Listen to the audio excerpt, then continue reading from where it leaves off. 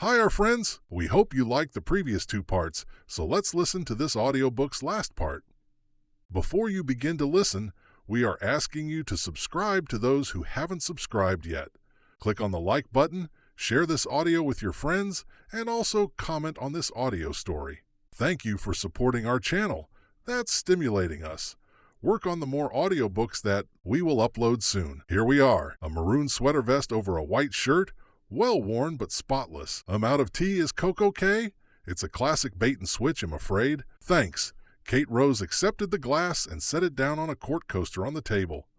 You mind if we share the couch? Ed came around the coffee table and gestured at the cat.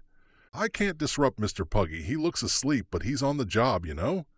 Has a paperweight for chairs. Kate smiled. How old is he? He's 75, 15. Kate laughed and so did Ed. Well, this is nice to have you here, he said, patting his leg and leaning back, regarding her through the bottom half of his bifocals. You do look so much like Deirdre. Yes, you're almost a carbon copy. Ed searched her face in a way that managed not to be creepy.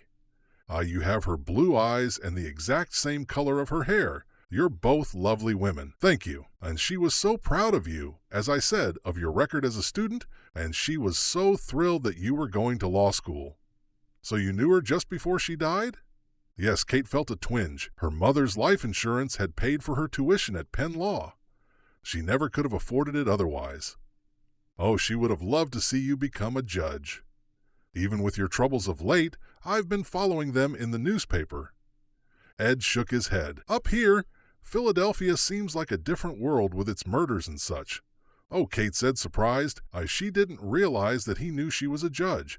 Bait and switch indeed. Oh, now I can see I've gone an upset year. My apologies, Ed frowned. I can be too blunt. My wife always says that. Your wife, Kate, glanced around. It was clearly a man's apartment. Everything's set up for one. I'm a widower. My wife, Melinda, died 3 years ago. I met her at a photography class I was teaching. Did you come up for the day today to visit Deirdre? No, I've been up. Kate started to explain, then stopped herself. How did you meet my mother? I used to be an investigator. Here, I brought this out to show you. It's my favorite snap of us. Ed pulled a curled photograph from his sweater vest. Don't judge my photographic abilities by it, please. We took it with the self-timer on the camera. Set it on a ledge at a custard stand on the boardwalk. The boardwalk. Kate took the photo. It was of her mother and Ed, both grinning broadly, their cheeks pressed together. The sun shone high in a cloudless blue sky and shimmered on the sea behind them. They were giggling, their arms around each other, their love palpable. Kate couldn't get over it. Her mother with this man, and happy even after. I have many, many pictures of your mother. You do? Kate asked, gazing at the photo. She held it under the low lamp light with wonderment. Boxes and boxes, she was my favorite subject. Ed nodded, his mood lifting. That one was taken on a trip to the Jersey Shore, Atlantic City. My mother went to Atlantic City. I didn't think she went anywhere. Ed frowned behind his bifocals.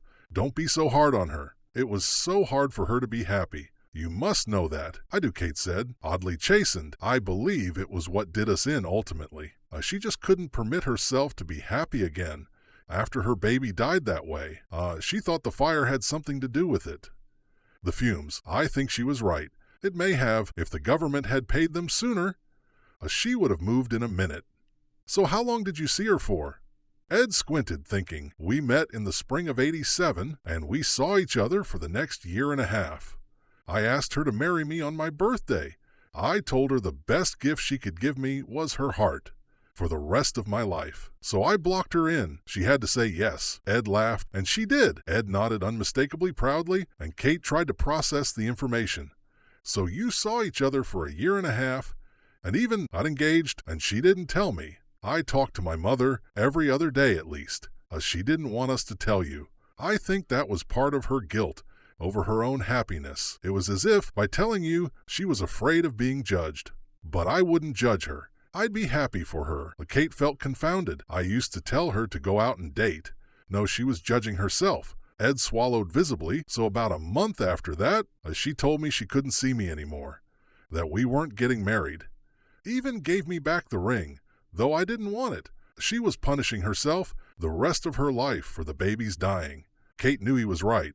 She had even suggested her mother get therapy. but Shed refused, and a month after that, she died. I read it in the obits. It was so sudden. Ed sighed, falling silent for a somber moment, and so did Kate. She was in such good health. It took me by surprise. I kept thinking Shell come to her senses someday. We could have had a wonderful life together. I'm sure, Kate said, eyeing the room. She would have wanted just this for her mother. This warm, comfy place with this caring man. And the next minute, she told him as much, and he looked up with a sad little smile. Thank you. I hate that she's buried in Centralia, the fumes, the fire. It's like she consigned herself to hell forever. Like Kate heard herself say it, though she had never thought of it that way until this moment. Her gaze fell again on the photo. How did you meet again? I went to see her for my job. You said you were an investigator? For a law firm up here, John Bobber's firm. You know, Goel 1-800-12. Ed laughed. John got all the big cases those days. Mall class actions, birth defects, stillbirth, cerebral palsy, and all those breathing disorders, COPD, asbestos, black lung, and emphysema, especially in Centralia area. My job was to keep an eye on the hospitals and the morgues for unreported cases for potential members of the class. So what did my mother have to do with that? Was it because of the stillbirth? No, your father. Kate frowned. What about him? When I saw that he died of black lung, I went to see your mother and see if she wanted to join the class. Black lung? Kate blinked confused. My father didn't die of black lung. He had a heart attack. No, it was black lung. His death certificate said so. Coal workers pneumoconiosis. That was my job, to review the death certificates in the region for black lung or any similar disease. Progressive massive fibrosis or silicosis. Most of those cases were in Kentucky, Virginia, and West Virginia, but plenty were up here. My beat was the mining counties, Schuylkill Carbon, New Zealand, Northumberland, Lackawanna, Columbia, and Dauphin. Sullivan County, too. Kate listened, reeling. Black lung. Usually I heard somebody got sick and went to visit while they were alive, or on oxygen, at home or in the hospital. They all got sick sooner or later, but a few would slip through the cracks, like your father, and I'd pick him up when I reviewed the death certificates. They used to pay a clerk to tip us off, too. Do you remember where you found his? Columbia County, I think. He stayed close to Santradia. Your mother told me he didn't see you much. Not at all. That's too bad, Ed said with sympathy. Then I used to go find the family and see if they wanted to sign up. They usually did. They'd be mad as hell about the black lung. They'd authorize the release of the medical records, and I'd review them and see if they qualified for the clerks. Which they always did, if they wanted in. Is this really news to you about your father? Yes, my mother said he died of a heart attack. No, black lung. He died young from it. It was only 50. Most miners die or at least show symptoms around that age. A shortness of breath, wheezing coughs that won't quit. Ed wrinkled his bonny nose. I don't buy all that hooey about when coal was king. Coal was hell for miners, but my father wasn't a miner. Yes, he was. Can't die from black lung and not be a coal miner. It's caused by the coal dust that gets in the lungs. I know, but Kate didn't finish the sentence. She knew what her own father did for a living. At least she had thought she did. He had a motorcycle shop. I went to it when I was little. I remember. She did remember. The visits stamped on her brain with a child's impressionism. The shop was dark and smelly and a little cold. He went there every day. I still have a t-shirt with the name of the shop on it. Mike's Bikes. Maybe he did that for a time. But Deirdre told me he was a miner.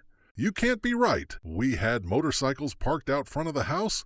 All the time people came to see him. Kate flashed on the engines, roaring. The black exhaust smoke, her father's greasy hands. Maybe he became a miner after he left? That's not what Deirdre told me, or what the certificate showed. She told me he mined, and she wasn't surprised when I told her what he died of. Ed brightened. Then she told me they were divorced. So I asked her out. But my father wasn't a miner, Kate repeated, then remembered something. The small bathroom wastebasket at their house used Kleenex tissues, stained with black dirt against the white. Don't touch that. She told me no, said she didn't want to date anyone. She had her job up at the school and she was busy. I didn't know then about the baby, of course. So I called her about 50 more times, and she finally gave up. The only woman I ever met was a will stronger than my own. For a second, Kate could almost hear something. An echo, the heck of a cough first thing in the morning. A racking that wouldn't stop. Was she imagining it? Was it the power of suggestion? We didn't go out much in the beginning, but after a while we did, and always out of town. I told her she used to make me feel like we were cheating. I figured out it wasn't your dad. She felt like she was cheating on. Ed slapped his leg. Oh no, they'll go get you those pictures. I keep the boxes in my little office. Ed shuffled from the room, leaving Kate with her questions. Why had her mother kept Ed a secret? Why had she kept her father's job a secret? Then she realized the answer with a start. She hung her head, and by the time Ed returned with a cardboard box, she felt overwhelmed by sadness. With one little fact, everything about her family was explained once and for all. She reached for her cola and took a shaky sip. This is only the first box. Ed set the box down and pushed back the strand of white hair that had fallen onto his forehead. But it could take all afternoon to go through them. That's okay with me if it's okay with you. Kate looked up at Ed, who was reaching into the box and handing her a first stack of photos. Well, did you figure out why they didn't tell me about the black lung? Ed stopped the photo stack in midair and his cheer vanished. My father had to have been a bootleg miner. That would explain it. But he had the bike shop in the day, but he mined at night, right? Probably. Ed set the photos down on the coffee table. Don't judge too harshly, Judge. A bootleg miner was only a petty thief, a man who poached coal and undersold it to make extra money on the side. It's a tradition going back to the Molly Maguires. But in Centralia, you know what it means to be a bootlegger as well as I do. As well as my mother did. Part of the reason the mine fire couldn't be put out was because of the bootleg mines. Wasn't that right? Bootleg mines didn't show on the mine maps. Ed nodded, his lower lip buckling. Yes, bootleg miners did what's called robbing back, working the mine the wrong way back to front, chipping away the coal pillars that were left to support the mine roof. It took out the pillars, collapsing the mines. It made it impossible to stop the fire when the government filled the shafts with fly ash in the 70s and again in the 80s. Kate felt a wave of shame. She must have known he was bootlegging, of course, but it was extra money and times were tough. Nobody liked the bootleggers, it's true, but mostly they looked the other way. They hated the coal company even more. They couldn't foresee the fire, that the bootlegging would jeopardize everyone, the entire town. And a little baby, Kate added, dry-mouthed. No wonder she blamed herself. Ed fell silent, and she reached over and picked up the photos to meet the stranger who was her beloved mother. Chapter 37. It was almost dark by the time Kate was back in the car, driving south toward the Holiday Inn in Frackville.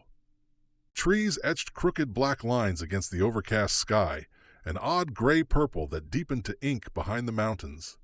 The temperature had dropped to 28 degrees according to the car thermometer. And the tires rumbled where cold tread met salted road. Only a few cars traveled Route 61, and there was an old black Continental behind her. Don't touch that. Kate had spent the afternoon looking at the photos Ed had taken. Her heart felt full and her head tired.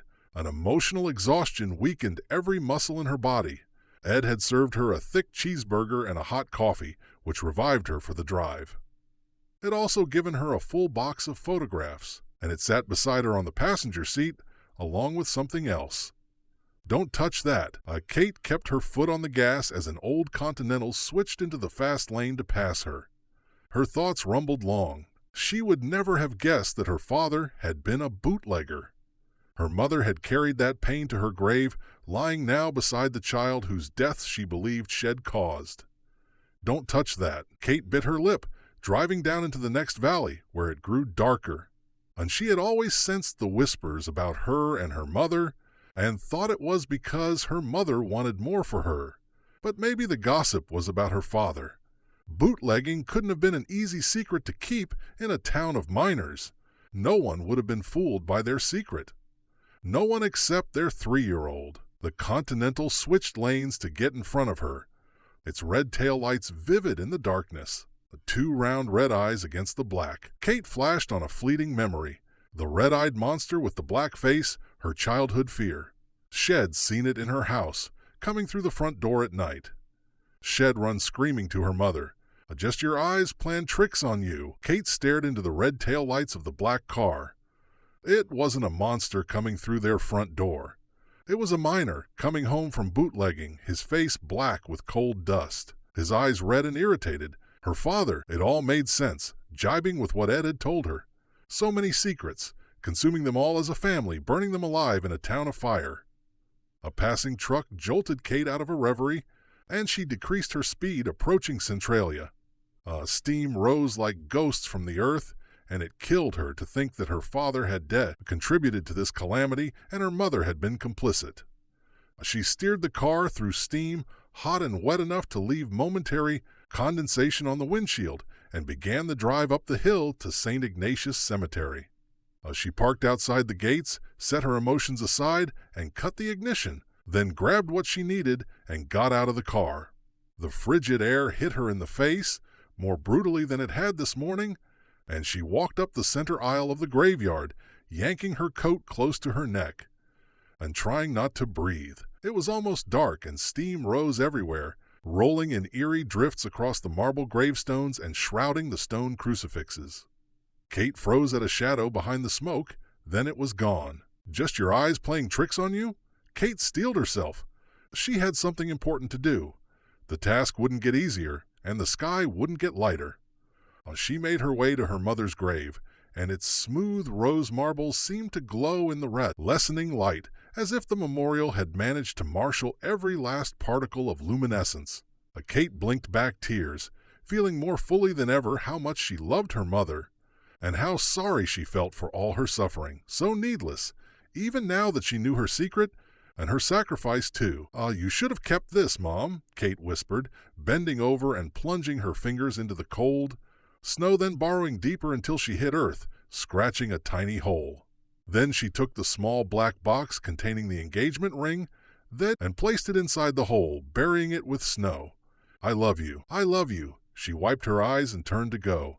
It was getting dark fast and colder, and she was beginning to feel woozy and nauseated from the gas. "Goodbye, Mom." Kate made her way down the road, her feet getting colder in the soaked sneakers. She reached the gates and headed toward the car, digging in her pockets for the keys. Smoke rose around her, and she held her nose, accidentally dropping the keys. Damn! She squinted at the snowy ground in the dark. A wave of smoke obscured her view, and she got a powerful whiff of toxins. Kate waited for the nausea to pass, but it didn't. She bent over, but couldn't see the keys in the snow, even though the black plastic should have been easy to spot. She plunged her hands into the nearest snowdrift as she heard the sound of a car coming up the road. 2 headlights on high beams appeared over the crest of the hill, and Kate took advantage of the temporary illumination to search the snow. She kept fishing and heard the sound of the car as it accelerated. She looked up, struck by a vague sense of alarm. The car was going too fast to make the sharp turn down the new part of Route 61. She could get hit if it didn't turn soon. Kate straightened up, and what happened next went so fast. She couldn't do anything but react. The car gunned its engine, accelerating. The dark hood sped toward her with frightening speed. Kate heard herself scream and sprang out of the way, diving headlong into the plowed snow by the side of the road. She rolled away just as the car zoomed past her, spraying snow and salt into her face, aiming straight for the Mercedes. Metal crashed metal with an ear-splitting bam. The dark car slammed into the Mercedes trunk. The impact sent the car sliding into a snowbank. Exhaust filled Kate's face, and she screamed again, scrambling frantically away. She popped bolt upright in time to see the car's red taillights as it sped away, caroring crazily down Route 61. Her heart jumped through her coat. She was too stunned to think. Her stomach roiled in protest. She scrambled to her feet, brushing wet snow from her cheek and digging a clump from her neck. Snow soaked her sweatpants and covered her coat. What was going on? She could have been killed. Haven't the driver seen her? Was he drunk? She ran to the Mercedes and saw its back end smashed. The trunk lid had popped up, but the front end of the car looked untouched. She could still drive it if she could find the damn keys. She had to get out of here. She had no phone. There were no police in Centralia. She was too far from any of the few remaining houses, even if they were occupied. Her car would signal roadside assistance, but it could take forever for a tow truck to get here. Suddenly she heard a car coming back up the road. Her gut tensed. Two headlights popped over the crest of the hill from the other way. She couldn't tell if it was the same car. If it was the same driver, he already knew she was here. If it wasn't, she'd get the help she needed. Help! Help! Kate hurried around the Mercedes and waved her arms frantically. It was a dark car. She couldn't tell the make. The driver switched his high beams on. She waved, ducking behind her car just in case. Please help! Suddenly, the dark car charged the Mercedes, its engine roaring. No! Kate screamed at the top of her lungs, jumping backwards as the dark car barreled into the Mercedes. She was almost pulled under her car as it piled her way, but staggered backwards. She caught a glimpse of the driver. His teeth clenched in rage. Rusa! Help! Kate screamed at the top of her lungs, her desperation echoing through the hills. He must have followed her up here. She took off in sheer panic. Smoke wafted around her, muddling her thinking, intensifying her nausea. The car gunned its engine and she ran for her life. Stumbling in her wet sneakers, she stopped screaming. No help would come. She'd have a better chance if she didn't betray her position. Her breath went ragged as it hit the icy air, mixing with a swirl of toxic fumes. A phosphorescent sign stood in her path.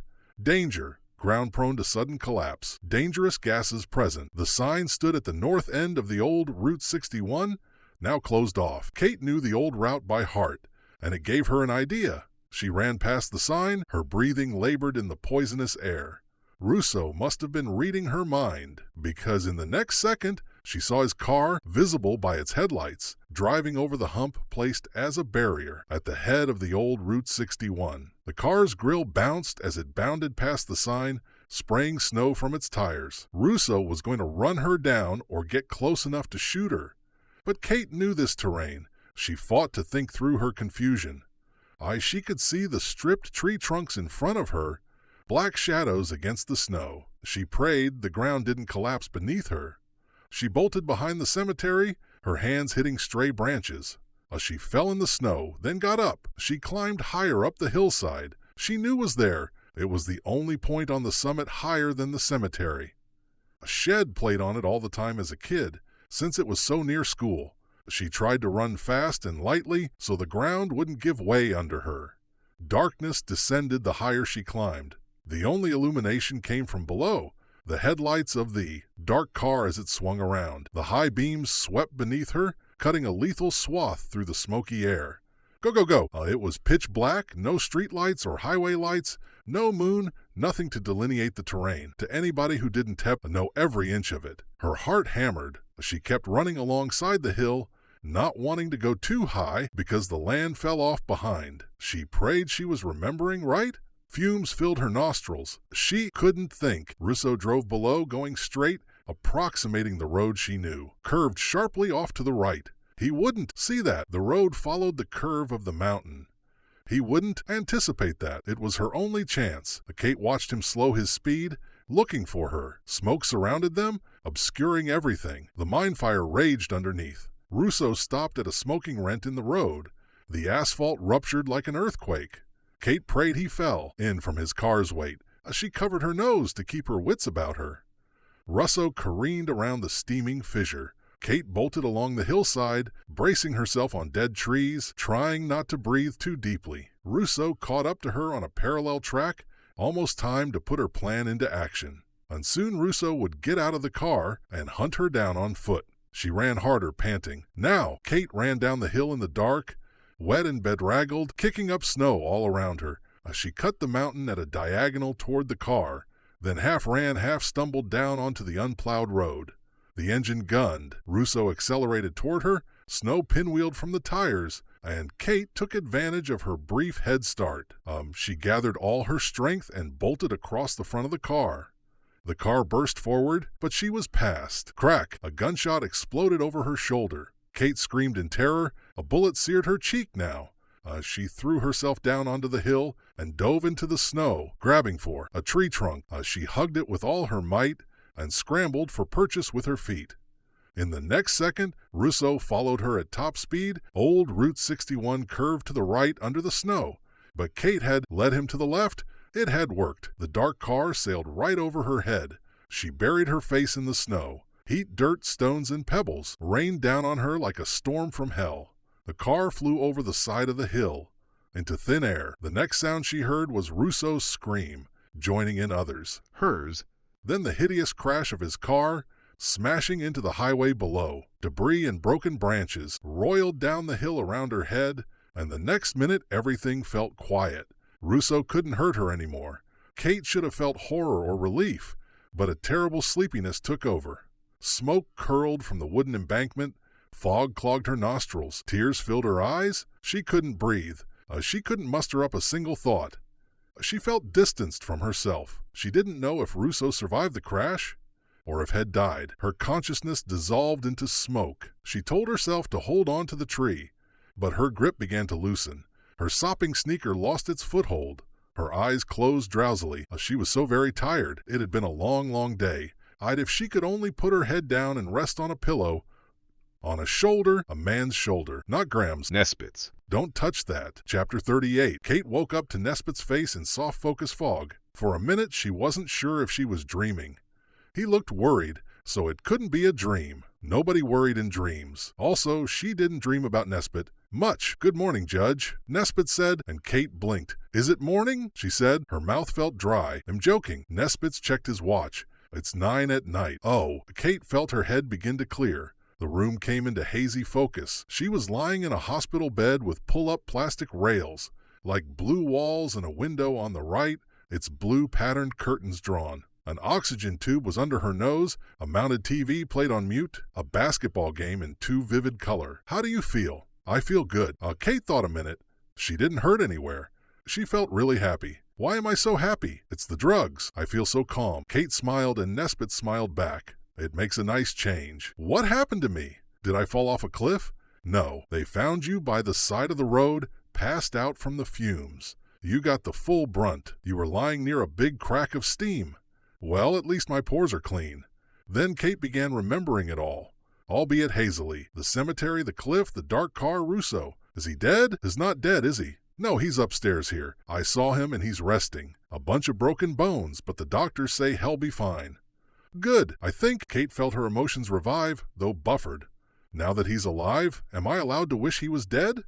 Nesbitt smiled. Now that you're alive, I can say I told you so. So we're even? Exact. Is he in pain at least? I believe so. A lot or a little. Tell you what, as soon as he heals, it'll beat the crap out of him for you. Nesbitt's smile faded. We got the call almost as soon as it happened. He had his idea on him, and his gun he took a shot at you? Nesbitt asked, alarmed. I hadn't heard that. I almost caught one, but I missed. Sorry. Kate remembered the heat on her cheek.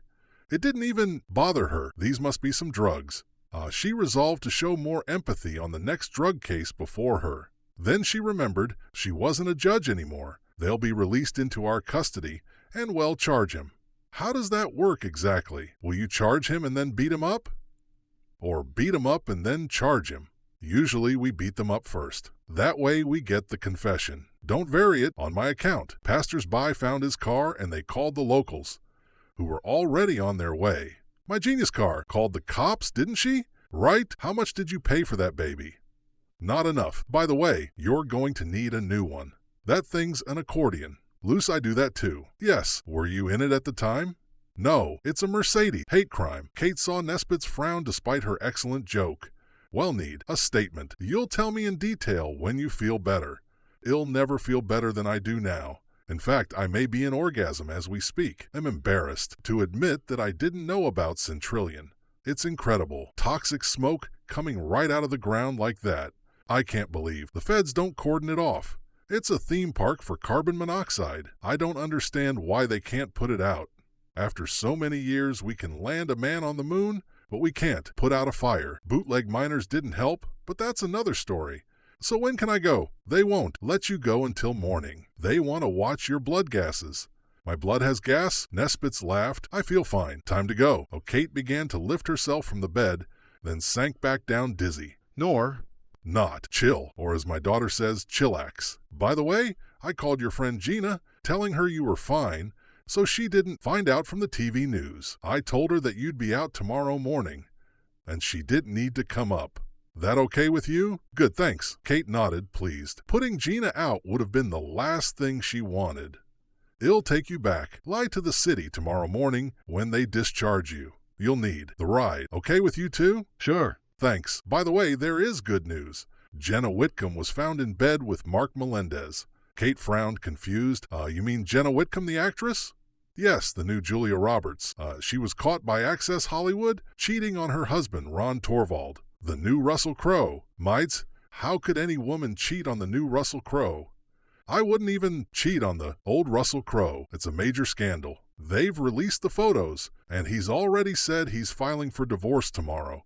Mark Melendez is the new Russell Crowe. How do you know these people? I told you I have a teenage girl. My house gets Cosmo. We vote on Hottie of the Month. We even take the quizzes. Don't all the guys on the squad? Boys can be so dorky. Nesbitt rolled his eyes and Kate laughed.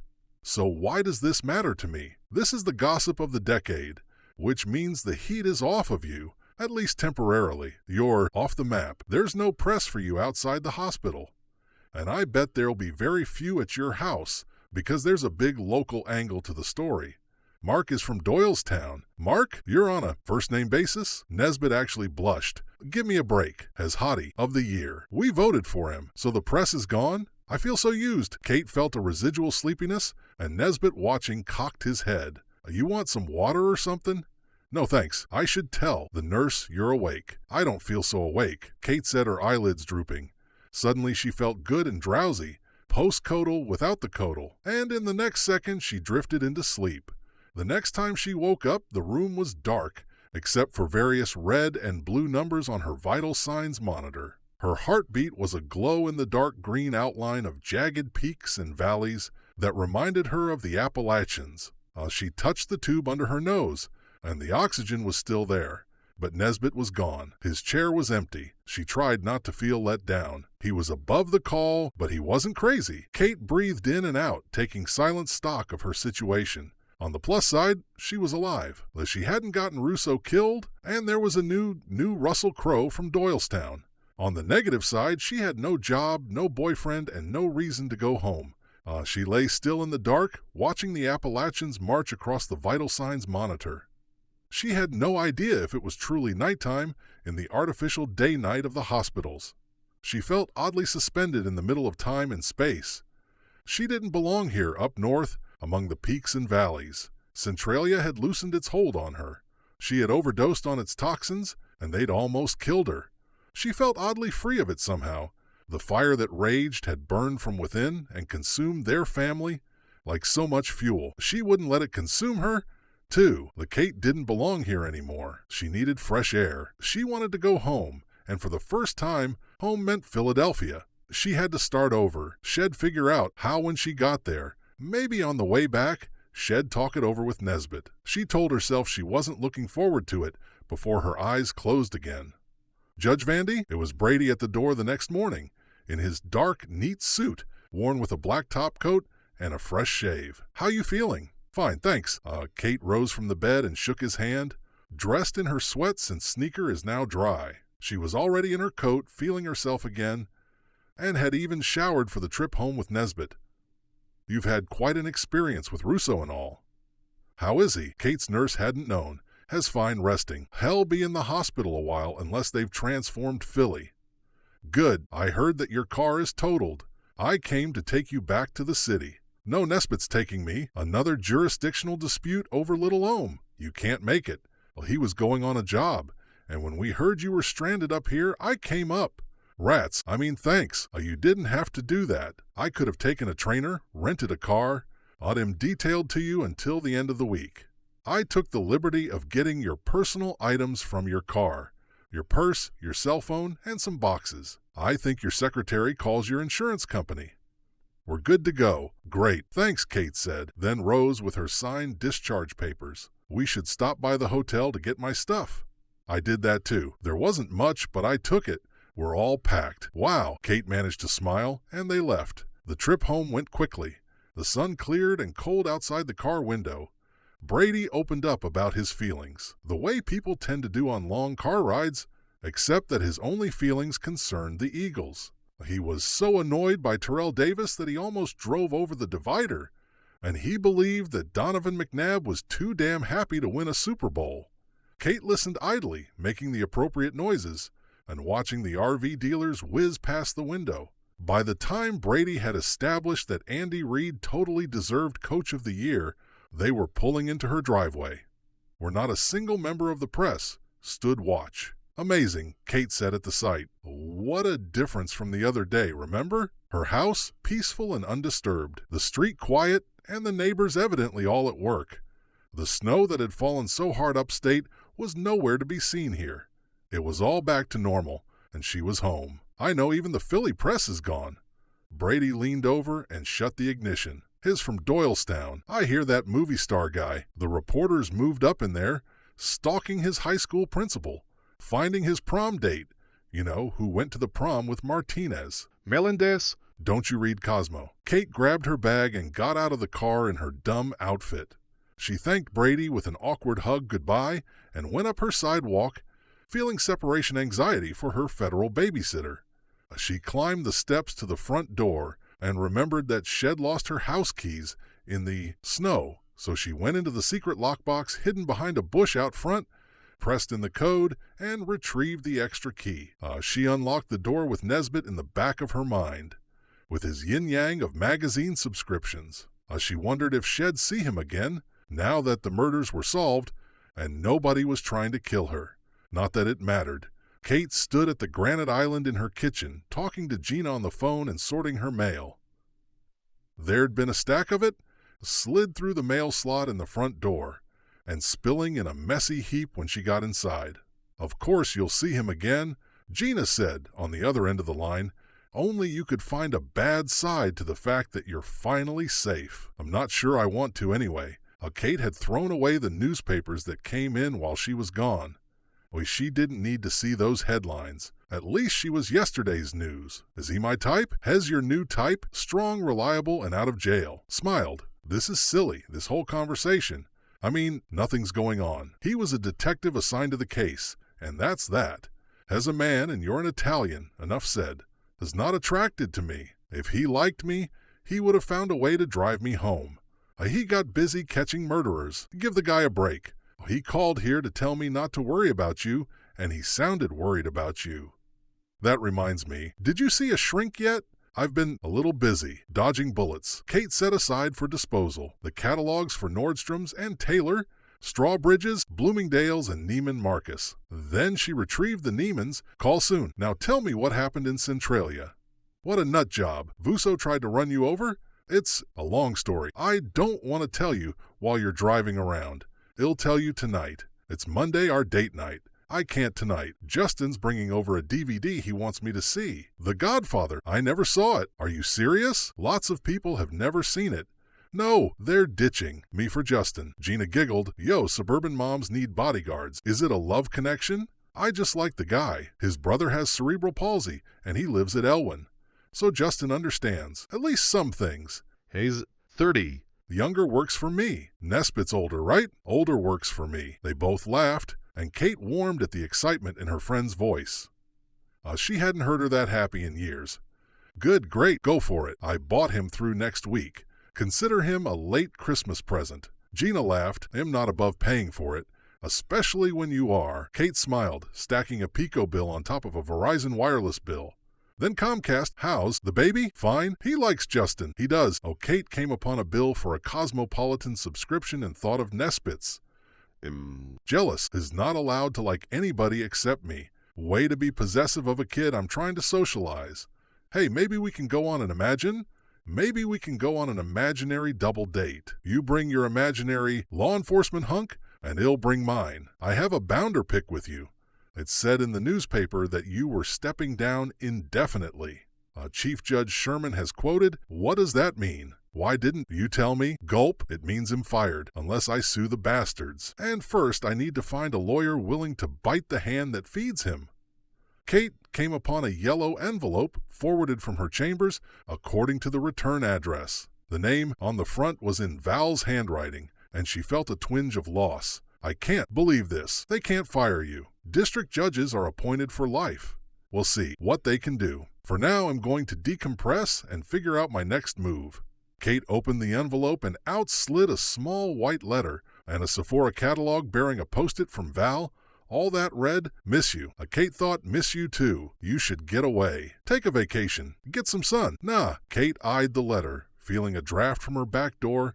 Still boarded, up from Rousseau's break-in. The front of the envelope showed feminine handwriting, and it had been marked personal and confidential, which was why Val had forwarded it unopened. Kate didn't recognize the letter's return address. "I have to do some things around the house, things I've been wanting to do to make it nice." "Who is this you? Wanting to putter around the house?" "Yes." Kate opened the letter with a fingernail and pulled out a few sleeves of white notepaper, folded in two. She skimmed the first few lines. "Dear Judge Fenty, please forgive me for writing to you, but you are my last resort, and Gina was saying, are you nuts? Miami's perfect this time of year. Go to South Beach, walk around Lincoln Road, and buy shoes you don't need, like we did last year. I have enough shoes I don't need." Kate read, "I could tell by your compassion during our trial. Then how about the Caribbean? Get away before the papers. Remember who you are the only person I could turn to." And, Kate set the letter aside to read later. Since she'd become a judge, she'd gotten so many letters from girlfriends, wives, mothers, and even children of inmates asking for her help. They all believed their loved ones were innocent, and even if Kate agreed there was nothing she could do, except send a form reply, but something about this letter made her pick it up again. Then she realized whom it was from, or go to a spa. That's the new thing. "Kate, you're there? I know that you will feel the same way. Once you... Hello? I have to go, okay?" Kate folded the letter into thirds. "I'll talk to you later. We're going into Chahari." The bathroom? Give the baby a kiss for me?" Kate felt a surge of renewed energy and ran upstairs to change. Chapter 39. Kate left her heavy coat in the rental car, feeling warm enough in the black wool suit, and walked up the front path to a modest gray stone twin house. Much like the others on this winding street in Winfield, about half an hour outside Center City. Her black pumps clicked on the frozen flagstone, the cadence slowing as she approached the front door. She was beginning to regret coming here, though she'd been asked. The timing couldn't have been worse. Kate didn't know what she'd face inside. What if people recognized her? At the rent-a-car, the young clerk had made her instantly, his eyes lighting up the moment she'd walked in. Had offered her a free upgrade from the Acura, which she didn't accept, but she still didn't relish the notoriety.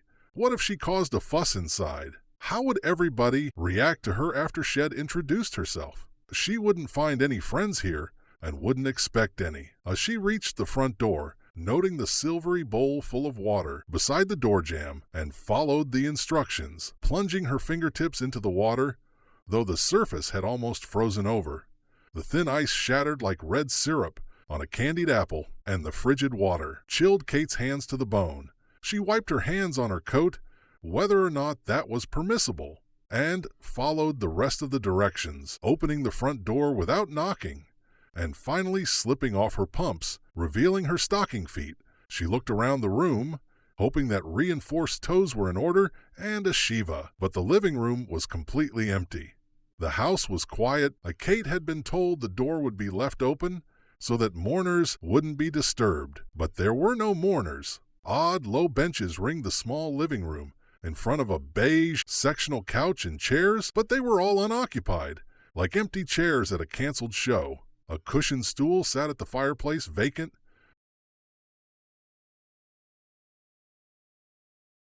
"Hello," Kate called out, wondering if she was in the wrong house.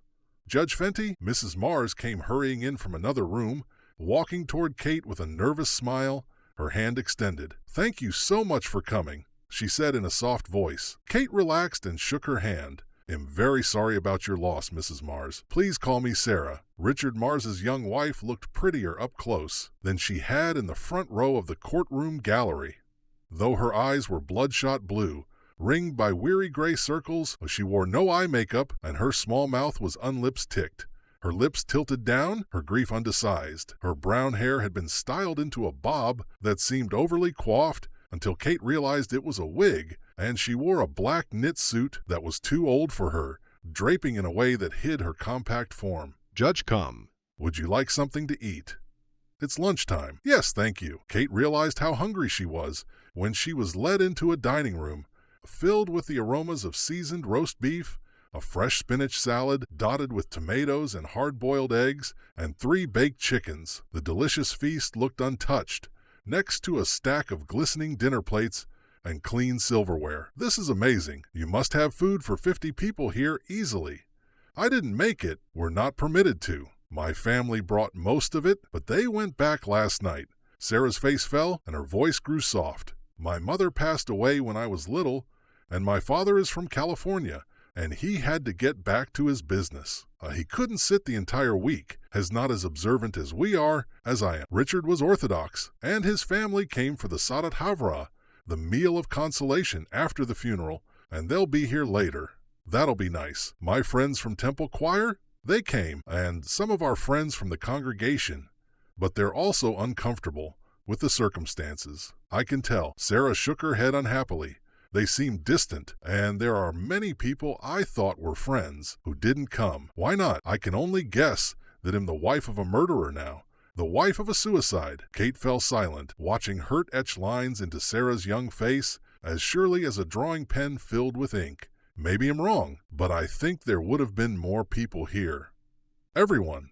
If Richard had been killed in a car accident, but a suicide and a murderer, people don't know how to react, maybe out of respect for me, or because of their own discomfort. I don't know. I feel like a social pariah overnight. Sarah picked up a plate and filled it with the choicest slices of medium-rare roast beef, a few florets of broccoli, and a scoop of golden noodle pudding, replacing a heavy silver ladle on a spoon rest so as not to drip on the lace tablecloth. I know this will sound terrible, but a woman down the street, her husband was killed in a car crash. She had cars around the block from all the shiver calls. Evidently all widows are not created equal, but enough. Would you like salad? She asked, which was when Kate realized the food plate was for her. Yes, thanks, and I could have done that myself. It's the least I can do, for your coming, for your kindness. Have you made a shiver call before?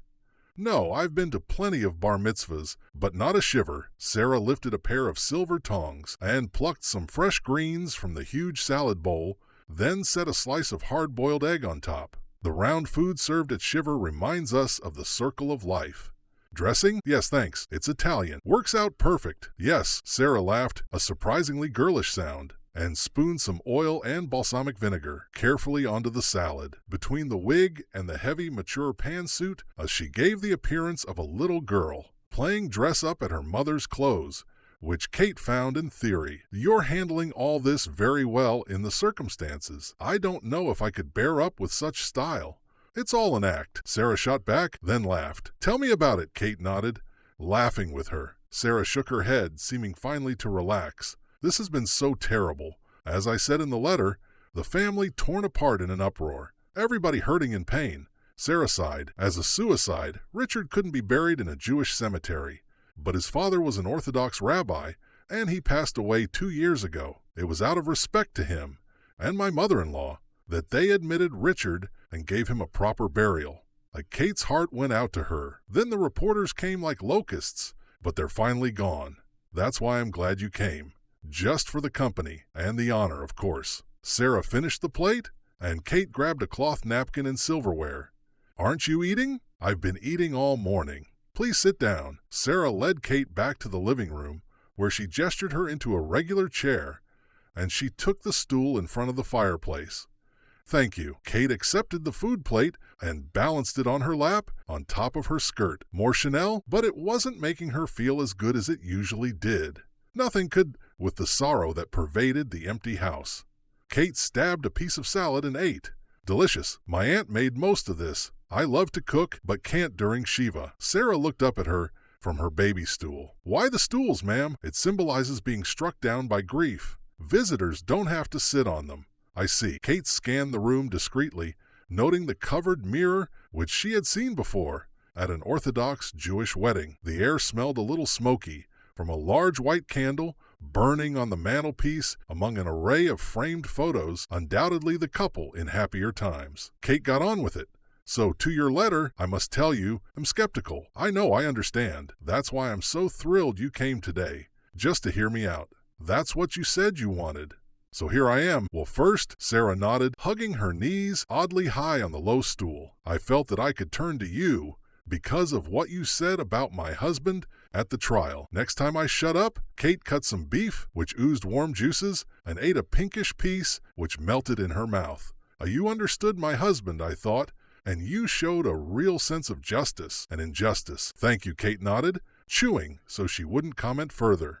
She had promised herself only to listen and didn't want to do anything unjudicial in case she ever got a job back or hell froze over. Judge, I know my husband didn't kill anybody, and I know that he didn't kill himself. He would never do such things. Sarah's tone rang with love and certainty. I spoke with his lawyer after the funeral and told him, but he didn't believe me. He thinks I'm in denial. Are you? Kate took another bite. No, and I thought you might understand better. First, Richard came from an extremely observant family. As I said, his late father was a rabbi. Richard almost became one too. He knew a violent crime such as murder and later suicide would violate Jewish law. Kate listened dubious. 1 year of being a judge had taught her that respect for law was a flexible concept. Correction, 1 day of being a judge. He would have known that both crimes would kill his mother, and he loved her very much. She lives with us, and since this happened, she's on round-the-clock drinklisers. I even had to hire a nurse for her. He would never do that to her, and she knows it. We both do. Kate ate listening. She had remembered from trial about the mother upstairs and wondered where the dog was, that she walked for them. Also, we loved each other. We did. He felt bad enough that the trial was going so terribly, just for the strain it put on us. He never would have left me alone this way. Kate ate, though she was losing her appetite. Every bereft wife felt like this. Suicide left so much pain in their wake. What do you think? Do you understand what I'm telling you? Yes. Kate rested her fork on the plate. I'm very sorry for you, for your loss. I was moved by your letter, but you said there was something you had to tell me. Something that would convince me that your husband didn't commit murder or suicide. Kate paused. It was so hard to say to this girl, her young life in ruins. And to be honest, Sarah, I'm not hearing anything like that. I know you're in pain, but when there's enough to spare, even the most reasonable judge. I'm pregnant, Sarah blurted out. I'm 2 months along. My mother-in-law doesn't know. My father doesn't know. I told Richard's lawyer the other day to try to convince him. And of course Richard knew. Kate blinked. We had been trying for 3 years, since the day we got married. We both wanted this baby so much. I told Richard the night before he supposedly committed murder, then killed himself. I have never seen him so happy in my life, and I've known him since high school. Kate couldn't help considering it, given the new facts. We were waiting until the 3rd month to tell our families. He insisted that he be the one to tell when the time came. Sarah's eyes glistened, but her voice held firm. He wanted a child even more than I did. He even picked out the name, Ariel, after his favorite aunt, who died of breast cancer, or Jacob, after his father, of course. Kate felt touched. We both sensed it was a girl, and Richard wanted a girl so badly. Judge, why would a man who just found out the happiest news of his life kill himself or kill someone else? Kate had no immediate answer. Her head resisted the conclusion, but her heart was listening, and she didn't know what she could do about it anyway. Richard always had a great perspective, and he loved kids. He coached girls and boys basketball at the JCC on City Line. When did you tell Temin about your pregnancy? When he came over after the funeral. But I don't think he understood the significance. Has not a woman. Kate let it go. She didn't think that sympathy had a gender. But he knew Richard, didn't he? They seemed close at trial. Nate didn't know him that well. Not well enough, anyway. He only knew Richard's professional side. But what about at the trial? After I ruled, Richard got so upset about my judgment. He attacked Simone. He lost his temper, but it wouldn't last. It never did. He would never kill Simone. He would never stay angry enough to kill Simone or anyone.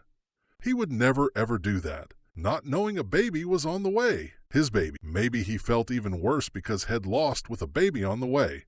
Now he knew he'd have a family to support. No, my family has money and I have a trust fund. That's why we're not in financial trouble. We've lived on my trust fund for this past year after Richard quit his job to write screenplays. His lawsuit was never about money, but it was about his pride in his writing and the fact that Simone was getting away with stealing his work. Kate began to feel the tiniest wedge of doubt that Mars had been the killer. He told me more than once that he wouldn't be that upset if he lost the lawsuit. He expected to lose the lawsuit, and Nate told him he would too. Besides, Richard was a lawyer. He knew the law. He knew his case was a long shot, but he thought if he got to the jury, he had a jury. If he got to the jury, he had a chance, and he really wanted to hold Simone accountable. He wanted his day in court. Exactly, Kate nodded. It was just what Shed thought.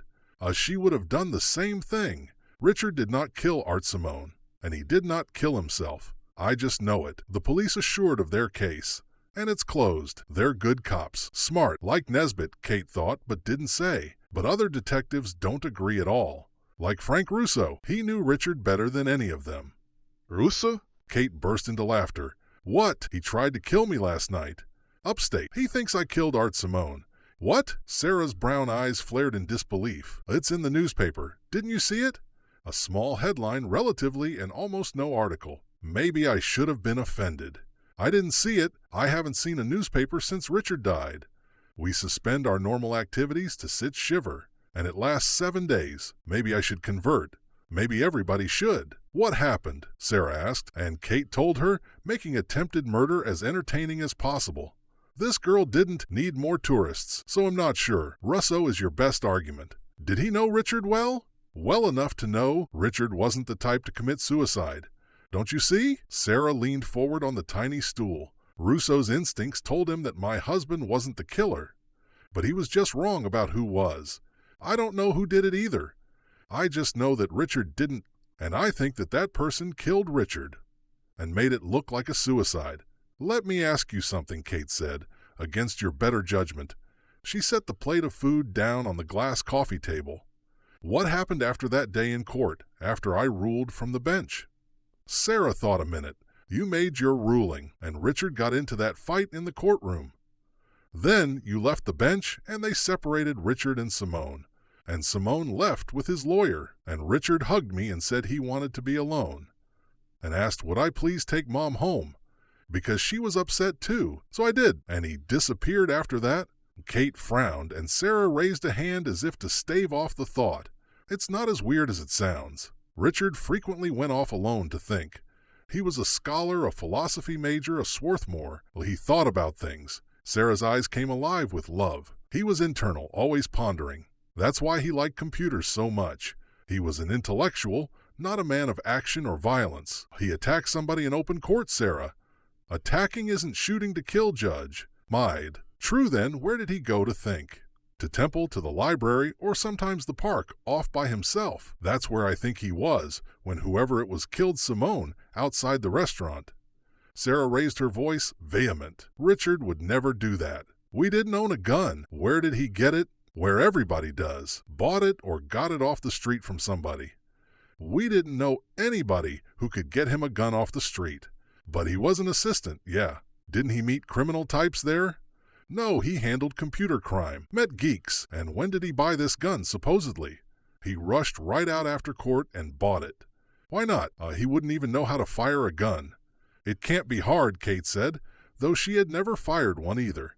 There are too many dumb people who are good at it. Judge, don't you see what I'm saying?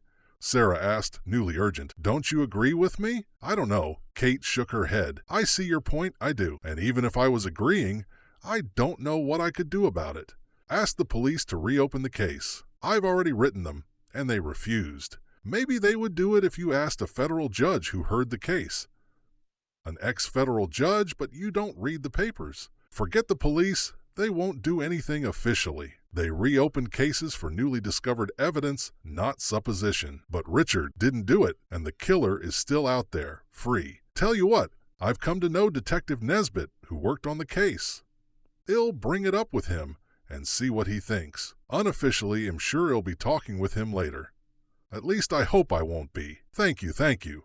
Sarah jumped up and impossibly threw her arms around Kate, giving her a heartfelt hug. I knew you would help. Please don't have any false hopes, though. What it? Kate rose and hugged her back, then held her off, steadying her. Hear me? You have to be realistic. Nesbitt believed his original theory, and he has hard evidence to support it. I'm not sure your pregnancy changes anything for him, or anybody else. I know, but I think it will. I pray it will. Chillax, Kate said, using as motherly a tone as she could muster, borrowing Nesbit's expression, and Sarah laughed, her tone lighter than before. I can't am so pleased. Sarah clapped her smallish hands with delight, and Kate started to worry she was getting carried away. You know, even if we managed to get them to reopen the case, which I swear we won't, it wouldn't bring Richard back. I know that, Sarah said, her expression growing suddenly serious. That's not what I'm hoping for. What are you hoping for? That his name is cleared, that the world knows has not a killer, and that justice is done. I know it will never bring Richard back, but it will bring back my friends, my community. Look around you. Sarah gestured at the empty room. I don't want to raise a baby like this apart from the community. I don't want people whispering about our family or her father. Can you imagine what that does to a little girl? As a matter of fact, I can. People will whisper about him, about us, and it's unnecessary. Her father was a great man, and I don't want her raised knowing only lies about him, even if it protects her. Good girl, Kate said, her heart speaking for her. Thank you. I don't want my baby to grow up thinking that her father was a murderer or that he committed suicide. I want her to know the truth about her father. That's the only way to truly know him. If you don't know your own father, how can you know yourself? Yikes, how did you get to be so smart? Oh, Kate asked, swallowing the lump in her throat, and she couldn't help but think ahead. Chapter 40. Kate turned up the heat on the well-behaved Acura and wound her way back through the neighborhood to City Line Avenue. She didn't want to be persuaded by sympathy for Sarah or by any resonance in her own life, but she had to admit that she was beginning to doubt that Mars had killed Simone, then himself. She opened her cell phone and pressed in the number, warming to the familiar voice, smooth as syrup, on the end of the line. Judge Fante's chambers, Val said, and Kate wanted to hug her for her loyalty. Keeping my name alive? Thank you, Val. Judge, I was so worried after what I heard. We called the hospital up there, but they said you were discharged. Are you okay? They said you were treated for smoke inhalation or some such. Am fine. It was nothing. We're all thinking of you. The clerks are right here, breathing down my neck as usual. Val chuckled, and the clerks shouted, Judge, judge like little kids. Kate smiled. Tell him I said hi. She says hi and settled down so I can hear. Val told them, Judge, if you're so fine, why'd they keep you overnight? Where are you now? Coming back to the city, the traffic light changed to green, and Kate fed the car some gas. And how are you? How many job offers you get today? In the background, Kate could hear the clerks yelling, We miss you, Judge. Val laughed. I don't want to work for another judge. It's so boring here without you. Judge, one good thing? We only got 2 calls from the press, one from the Daily News and the other from the AP. They're forgetting me. Yay! Anything else I need to know? No, I got it all in control. What happened to Ickles versus Schrader? Sherman reassigned it to Meriton. Doesn't he have a trial this week? The case pig? Kate traveled City Line, 4 lanes of stop-and-go traffic. Oh, you got that right, but he's trying to change his image. Today's his birthday, and he's taking everybody on the floor to lunch, including me and the clerks. Kate almost ran a red light. My clerks, what's up with that? I don't want to go, but I feel like we have to keep up appearances. You do. Go. Just don't have fun. In the background, the clerks were shouting, We're not going. Kate smiled. Tell them to go and don't embarrass the family. Done deal. By the way, you get that mail I sent you? Yes, thanks. I got more here. All official, nothing personal. What was that little pink one? Another prisoner letter. No, from Richard Mar's wife. She doesn't think her husband killed Art Simone. You know what? Neither do I. I swear the case against him stinks. Something's very fishy. Val clucked. Judge, don't you get involved. You're already in too deep, with that crazy cop trying to ring you down like a dog. It's because he knows Mars didn't do it. Yes, he did. Mars did it. The man killed Simone and then himself. Judge, you listen to me. Leave the investigating to the police. They got the right man, and it's over. Okay, Mom? Kate heard the clerks chirping. What? What investigation? Hush, you two. Tell them I said goodbye and to be good at lunch. Call if you need anything. You better listen, Val said, and Kate switched lanes into the turn lane, heading for the expressway. Kate introduced herself to the young receptionist, who snapped her moose head up from her paperback, so wide-eyed that her liquid eyeliner disappeared. Judge Fenty? Well, please have a seat in the waiting area. The receptionist said, too genuine to hide her surprise. Thanks. Kate entered the faux hip reception room. Two businessmen in suits occupied separate chairs, pointedly avoiding her eye. One talked too loudly on a cell phone, and the other read the Inquirer. Kate caught a glimpse of her own photo staring back at her. Her face grew red, but she seated herself as if she weren't the town's slut. Green and Wachtel had undergone an extreme makeover since the old days. When it looked like the law firm where Ralph Lauren went to die, its old Minuet maps of colonial Philadelphia and scenes of fox hunting in Chester County had been replaced by vast canvases of self-important modern art. Abstract washes that made Kate think somebody had too much water in his tin of Crayola watercolors. Also gone were the burgundy leather wing chairs with the shiny bullet tacks, and in their place stood massive sectional seats of black suede. Their color reminded Kate of coal slag, but she had Centralia on the brain. "I'll see you now, Judge," the receptionist said, turning from her desk and motioning. "His office is that way, the last door on the hall." "Thanks." Kate got up, squared her shoulders, and tried not to hear the receptionist pick up the phone. As soon as she was out of earshot, she walked down the well-appointed hallway, completely aware that every secretary wasn't staring as she passed. She had a lifetime of people whispering, and at the end of the hall, George Hartford was standing to meet her. A smile looked plastic, but it always did. "Judge Fanny, great to see you again," George said, at the door to his office, and Kate shook his hand. Come in. Can we get you some coffee?"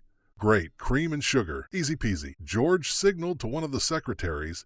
"Jen, 2 with everything." "Say please." Kate paused as she entered the lawyer's immense office. "My mother was a secretary." "Please," George called after the secretary, who undoubtedly flipped his preppy ass, the finger. "Please sit down, please." "Thanks." Kate took a seat in the leather club chair, opposite a supremely uncluttered mahogany desk.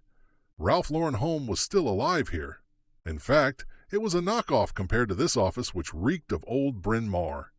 Real silver frames gleamed from retro black and white photos, and mahogany end tables shone with hand-rubbed finishes. Sunlight filtered through sheer muslin curtains in the windows, and even the dust mites wore penny loafers. "Here we go," George said brightly, as a young secretary hurried in with china cups and saucers of aromatic coffee, which she placed on the end of the desk on coasters.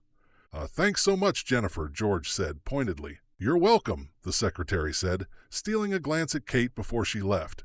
"See, I'm educable," George said with a stiff smile. "Old dog that I am." He wore a gray pinstripe suit and an almost tie of the palest blue. His dark blue shirt of British birth sported a white cutaway collar, but something about him was different. "Don't you wear glasses?" "George, not anymore. I had my eyes lasered." "Can you say midlife crisis?" "Radial keratotomy is the new red Porsche. I lost only a few hours of work, and the procedure was remarkable, and I was made managing partner last week. Did you hear? Congratulations, and I hadn't heard. I've been too self-involved." "So we do have something in common," George said with a sly smile, and Kate caught a lechy note in his voice. "Then you're too old. Some would say I'm in my prime. You're not. In other words, back off." George laughed, and Kate joined him so she could pretend she was kidding. "Oh, George, I need a lawyer, a very good lawyer. You did a great job before me at trial, and after Beaker. This is the second best law firm in the city, but still the most expensive." Kate laughed, and George joined her so they could pretend he was kidding. Lawyers were easy to get along with once you knew how. Kate said, "You've been following my troubles in the news, I'm sure." "Yes, and after last night, I'm surprised to see you. You're looking so well." George let his gaze run over her silk blouse. "What happened? Detective Russo tried to run you over?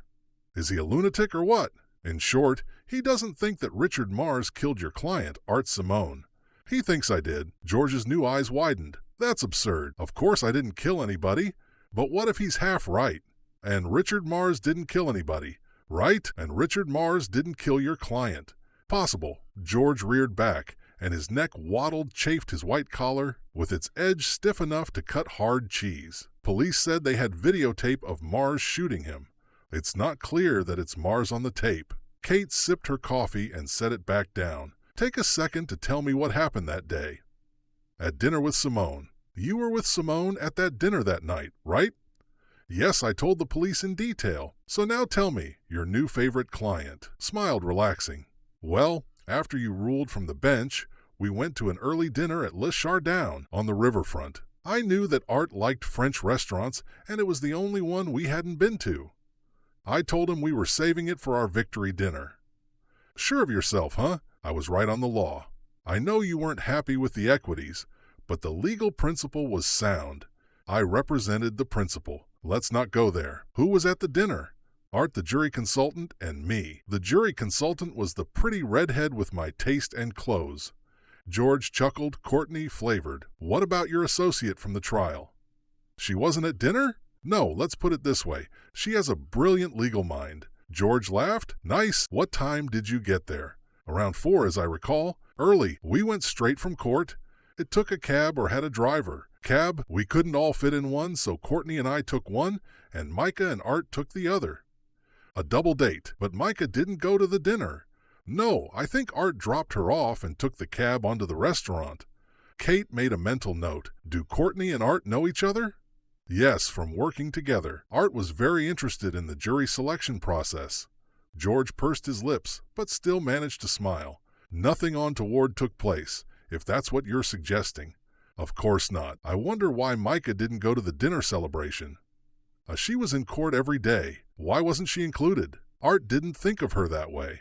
She was a glorified secretary. Ouch. Kate let it go, but it still didn't square. By the way, did you know that Simone was going to do a TV series based on me? I had no idea, and I'm sorry about that. George frowned suddenly. Hold on, Judge. It's not Art's estate or its production company that you want to sue, is it? Because, of course, I'd be conflicted out of that, though one of my partners might not be if... No, that's not who I want to sue.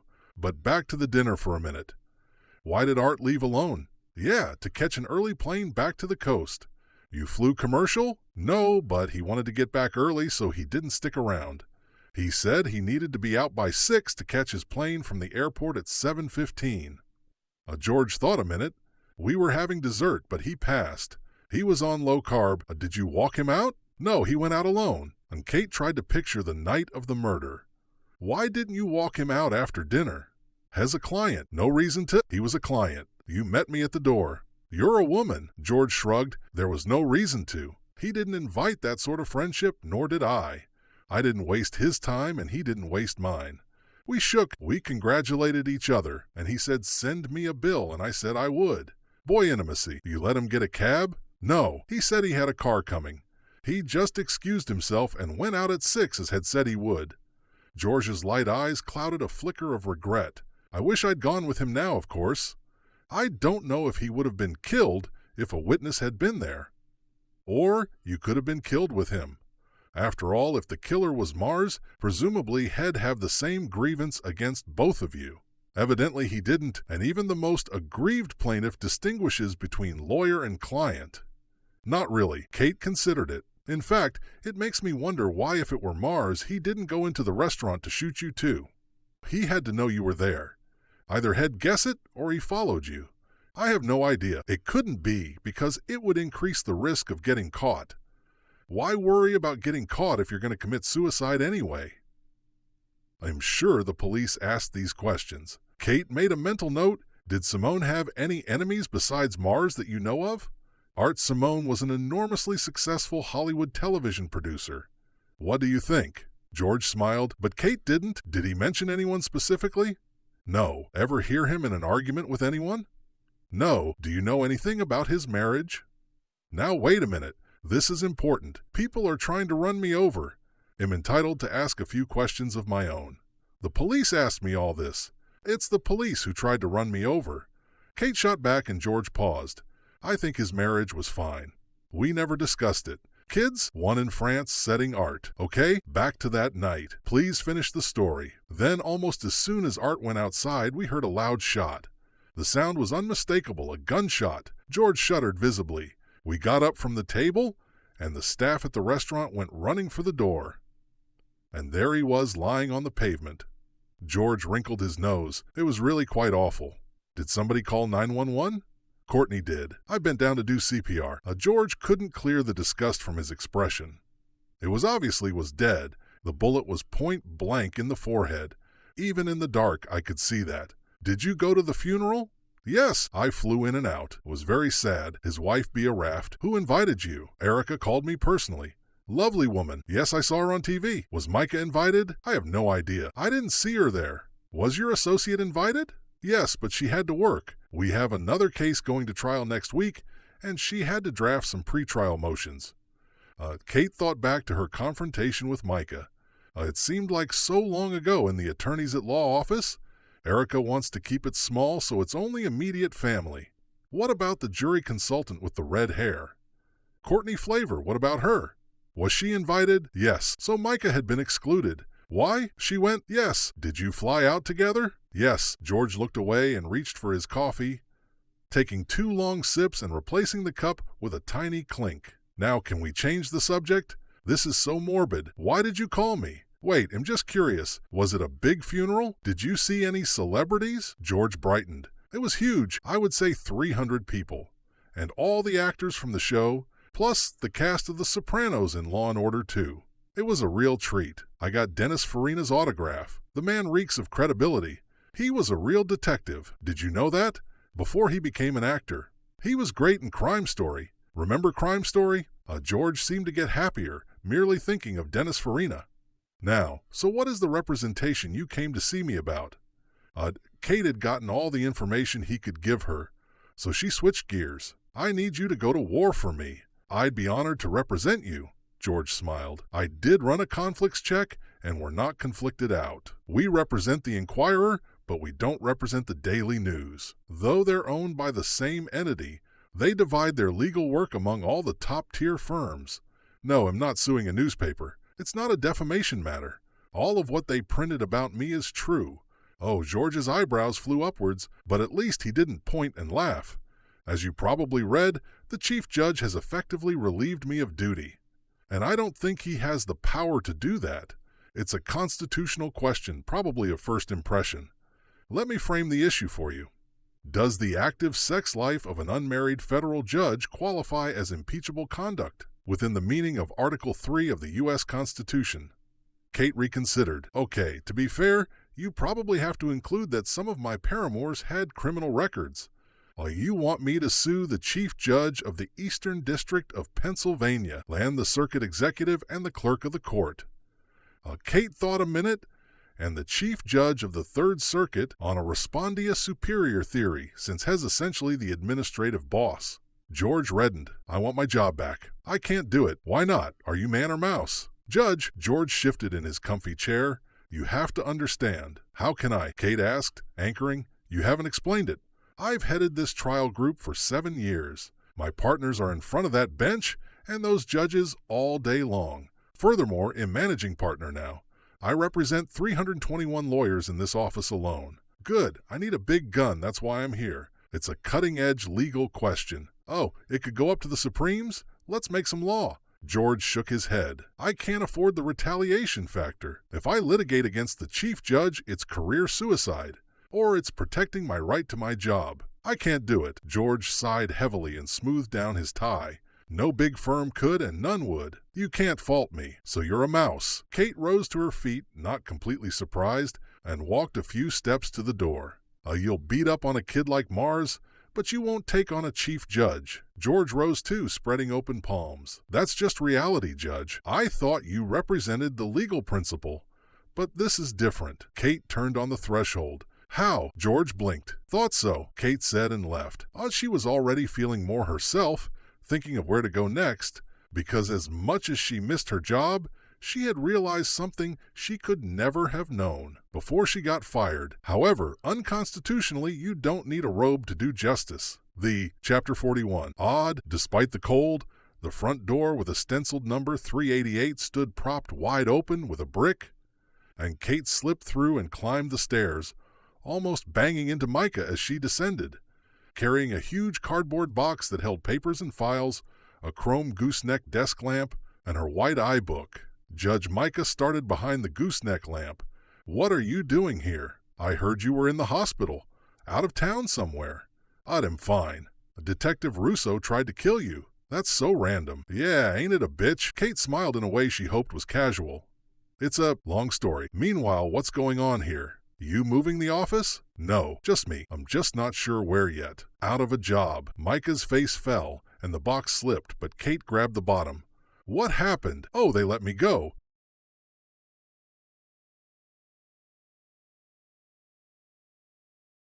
Revealing a clean look to her pretty brown eyes. Here, let me help you with the box. Thanks. Micah righted the lamp, gathering up its see-through electrical cord, and Kate eased back downstairs. They reached the bottom, waddled through the open door with difficulty, and Stutter stepped onto the cold sidewalk with the box between them. Micah nodded down the street from her side of the box. Micah's the blue one. A few down, I got a great space. You lead. Kate let her go ahead, holding one side of the heavy box. So how'd this come about? You were being let go. Gone is cutting costs, and he doesn't think the show needs anyone in Philly anymore. But Attorney's Law has to be one of the most profitable shows on TV, Kate said, as they inched down the street with the stuffed box between them. It wasn't the hard-hitting interrogation she had imagined, but she could make it work to her advantage. Why do they need to cut costs? Because he's a greedy jerk, and maybe this'll be easy. But what about the Philly details? They give the show its realistic feel. Has willing to sacrifice that. He doesn't care about the quality of the production. Only the bottom line. Micah's brown ponytail swung left and right as they walked along. She wore a navy down vest over a thick fisherman sweater and jeans, with her red Converse sneakers. I heard some of the writers are getting fired too. Isn't that terrible? Between crap like this and the new reality shows, there's no work for writers anymore. It's like all my friends are getting shoved out. That's a shame. A new broom sweeps clean, huh? What? It's an expression. It means when a new guy comes in, he brings in his own people, and he kicks all the old guys out, even if they're good at what they do. It sounds like what's happening. Exactly, Micah nodded. Here's my car. Can you hold the box while I get the keys? Sure. Kate glanced over at the car, then did a double take, unable to hide her surprise. At the curb glistened a brand new navy blue Mercedes, the two-door coupe. Huh? This gorgeous creature is your car? Yes. Wow, I'm jealous. Kate almost buckled under the weight of the box as Micah dug in her pocket, retrieved the keys, and aimed them at the parked car. The trunk lids sprang open on cue, and the women struggled to dump the box inside and position it on the black carpeted bottom.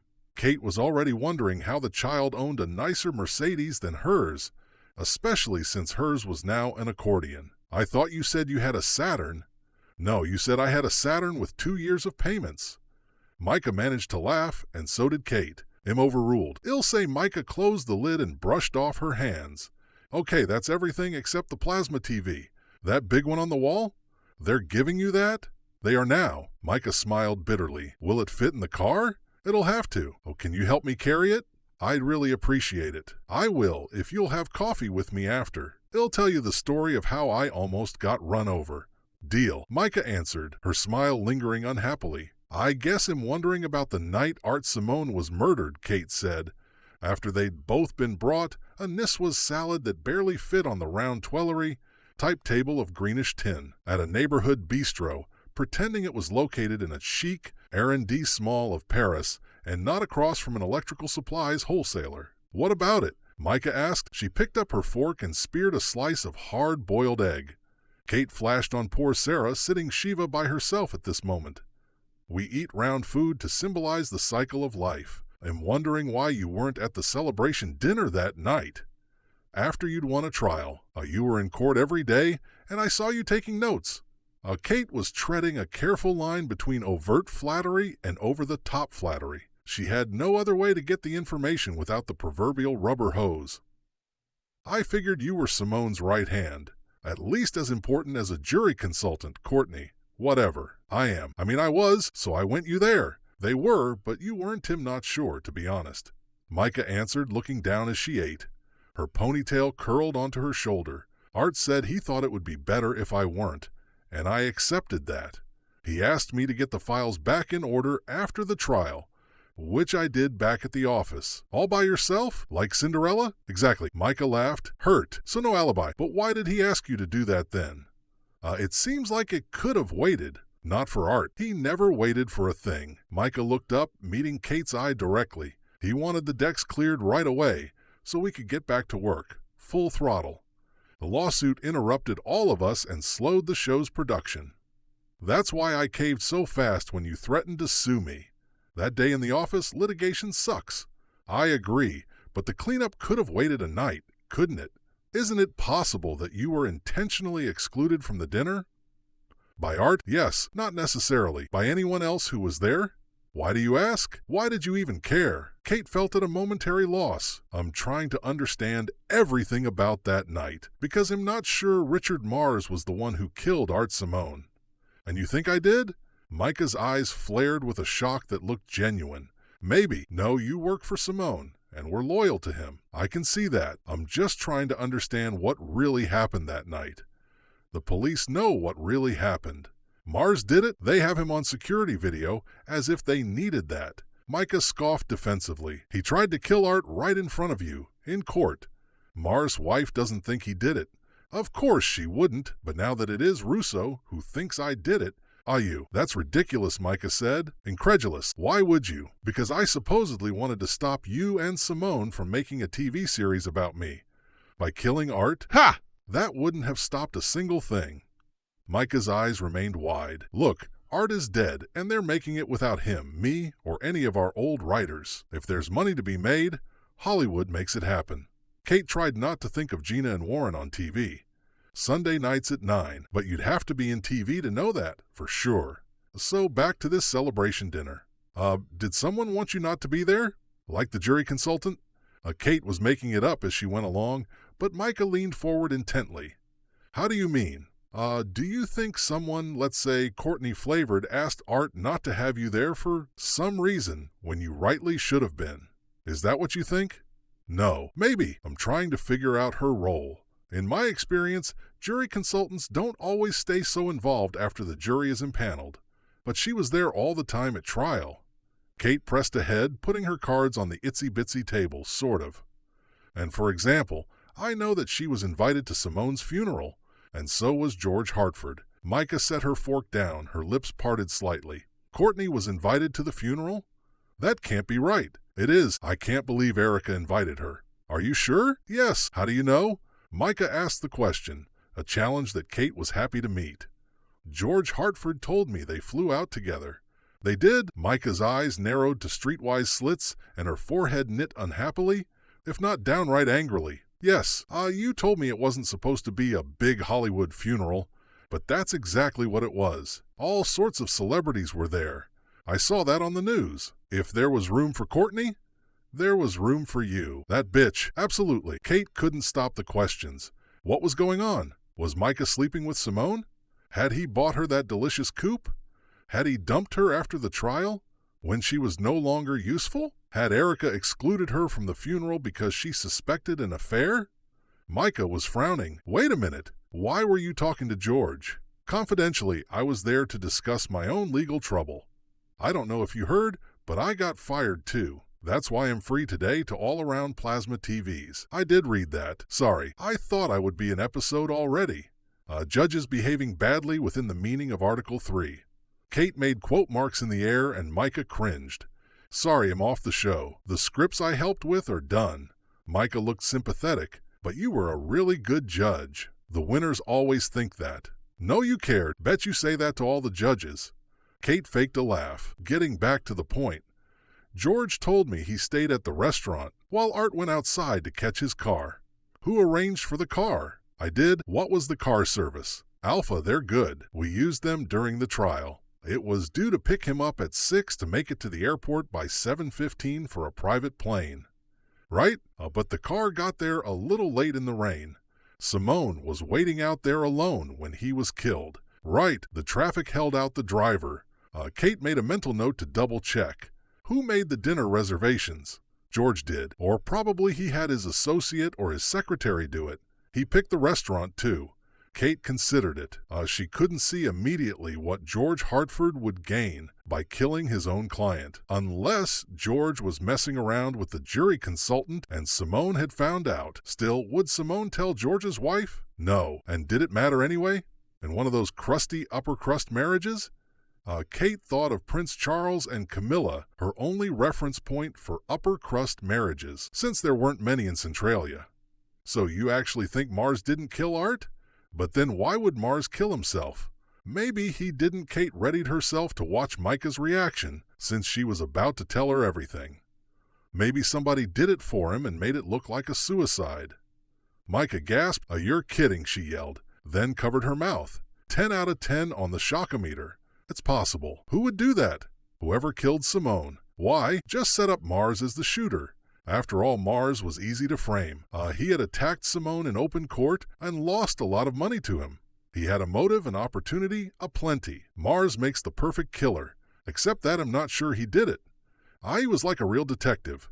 That's incredible. Tell me about it. Kate leaned over. I'm asking you if you knew if George was having an affair with the jury consultant Courtney.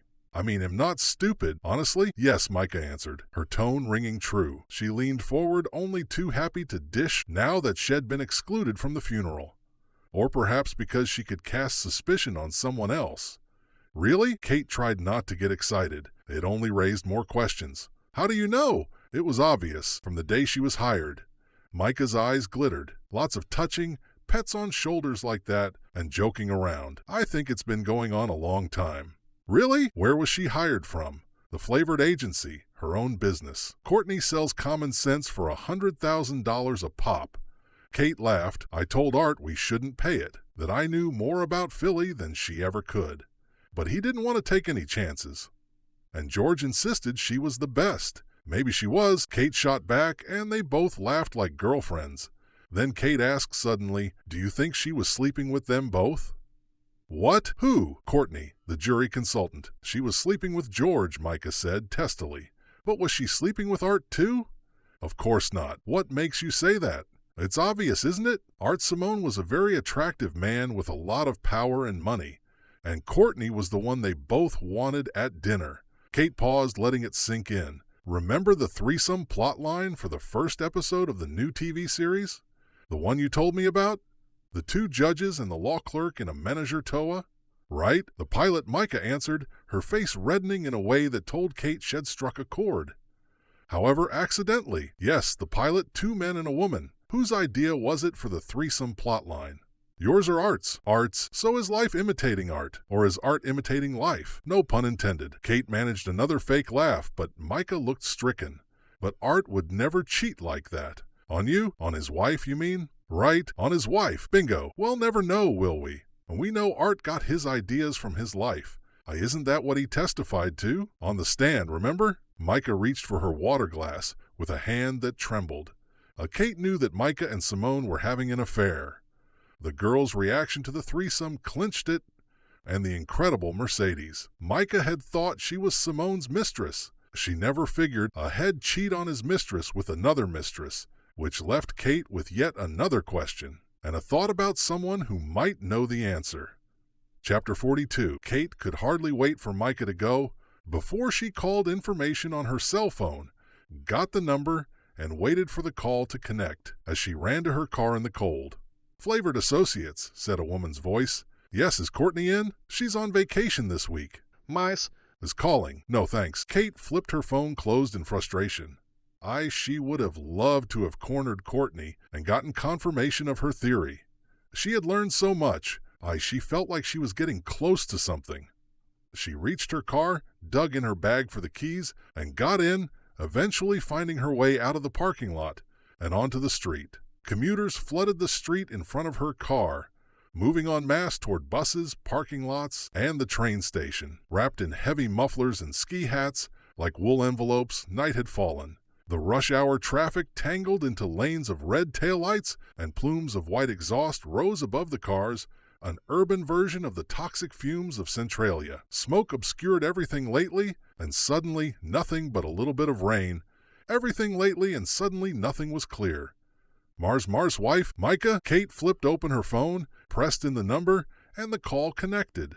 Amazad said, a man's deep voice, which Kate recognized with an undeniable thrill. Nesbit, Judge, what are you doing? You didn't return my calls. I've been wondering. Oh, I have a new cell, sorry. Kate was kicking herself. You're stirring up a hornet's nest about the Simone case. I'm getting calls about you. Where are you? I have to do something about that judge part. Back in the city? Listen, a girlfriend of Mar's wife called from the temple choir. She's asking me to reopen the case. How did the altar section of Beth Hillel get in on this act? Oops, maybe from Sarah Mars? She was making a lot of sense today. You spoke with her? We sat Shiva. Kate waited for her turn to leave the lot, but the traffic was unending. Judge, I'm not going to reopen this case. Maybe you'll change your mind. No, you won't. George Hartford called too from whatever law firm. He also called my sergeant on top of it. He doesn't want you nosing around in Simone's murder, and I don't blame him. How's Russo? Out of the woods. They moved him to Hupp. Hiss. A Penn? Kate felt a tingle of excitement. Penn's hospital was 20 blocks west. It was too good to be true. Wait a minute. Don't even think about going. It's dangerous, and it's not procedure. I'd never go see him. He tried to kill me. Kate flicked on the turn signal to make a left turn, then finally saw her opening in traffic and seized it, heading west toward the hospital. Where are you? I'm in the Northeast on a job. A double homicide. Sounds grim and an hour away. I should go. Call you later, Kate.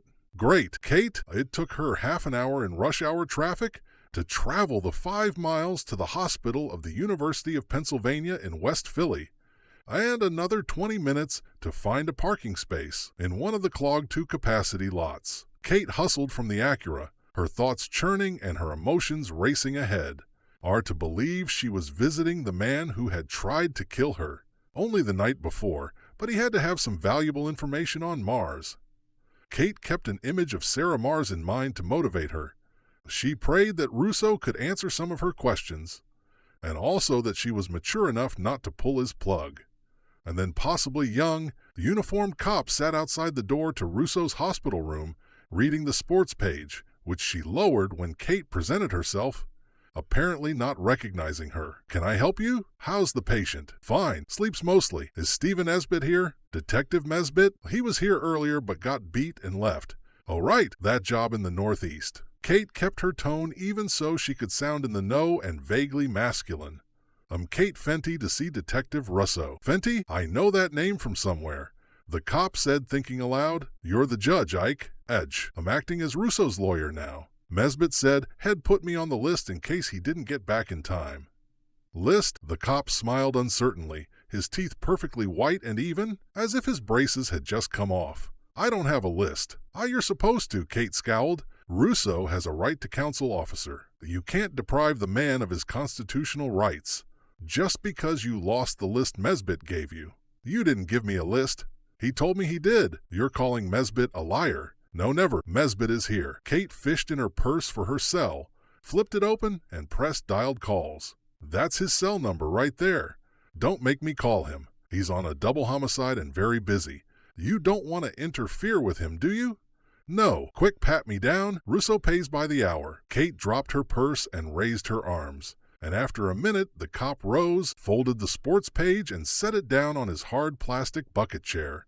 Well, okay, seeing as how he said it's okay. The cop ran his hands lightly over Kate's coat and in her pockets, then slipped his hands underneath and patted down her body.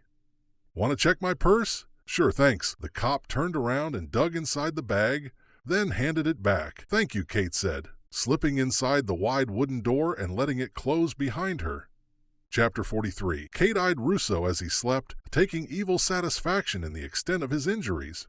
An ugly Frankenstein gash ran down his left cheek, which was covered with skin-toned butterfly things, and a large pink-red egg swelled in the middle of his chrome-magnum forehead like a third eye. His greasy black hair had been shaved in a reverse mohawk, a scalp-deep strip improvised to accommodate a white gauze bandage that wound sideways around his head, completely covering his left ear. His left arm lay in a light blue cotton sling, his right hand at a gauze bandage like a ping-pong paddle, and his knee, lying outside the blanket, was held rigid by a steel brace with navy blue padding.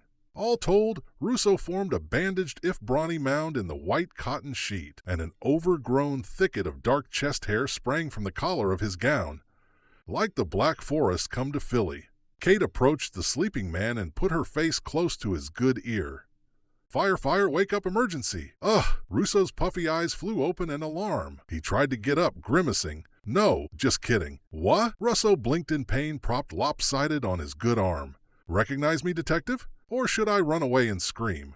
Ow! Russo blinked a few more times, then sank back into the thin pillow. His voice sounded hoarse, hopefully from a tube they'd stuck down his throat. Dry, it's me, Judge Fenty. The killer, Judge. Once again, you're half right. I must say you got what you deserved, and I do excellent work. Kate clocked over his ugly wounds. You're single, right? Better get used to it. What are you doing here? Came to say hi? Kate plunked herself down next to his swaddled form, bumping him roughly aside. Make room with you? Russo moaned. Oh, stop it. Oops, sorry. Did I hurt you? Kate gave him another bump. Yikes, I got crazy hips tonight. Keep it up, and he'll call the uniform. Do that. Tell on me.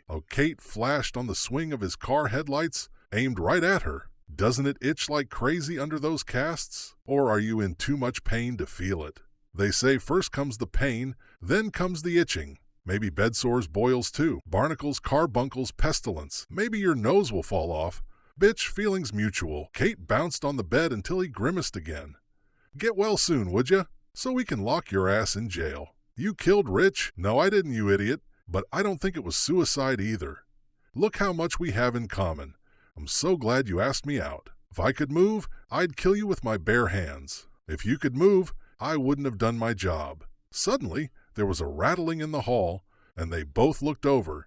The door was being opened by the uniformed cop, holding it ajar for a short, attractive woman in a white uniform with a nameplate that read, Julie Williamson. She was pushing a tall metal cart with shelves for dinner trays. She grabbed a tray from the cart and scooted into the room with it. Hello, you two, the woman sang out, carrying a green plastic tray on which sat a plate of roasted chicken beside a spreading pool of mashed potatoes and olive green peas puckering as they cooled. It's about time, Russo grumbled, and Kate stood up. Here, let me help. Thanks a lot, the woman said gratefully, handing off the tray and hurrying back out to her cart. The uniformed cop nodded, then let the door close. Kate turned to Russo with the tray. Hungry? Yeah, me too. Another thing we have in common. We're made for each other. You'll complete me. Give me my dinner. In a minute. What the hell is your problem?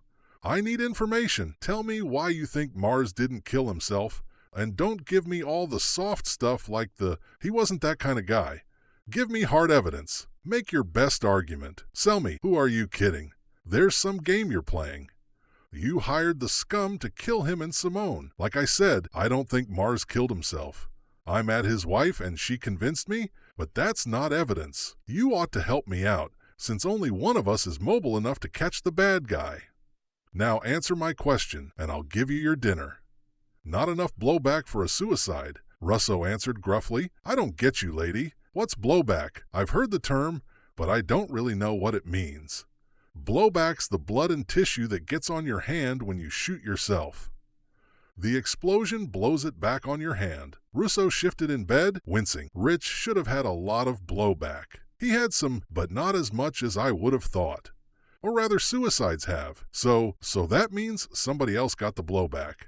So this proof that your man put his hand over Rich's and pulled the trigger.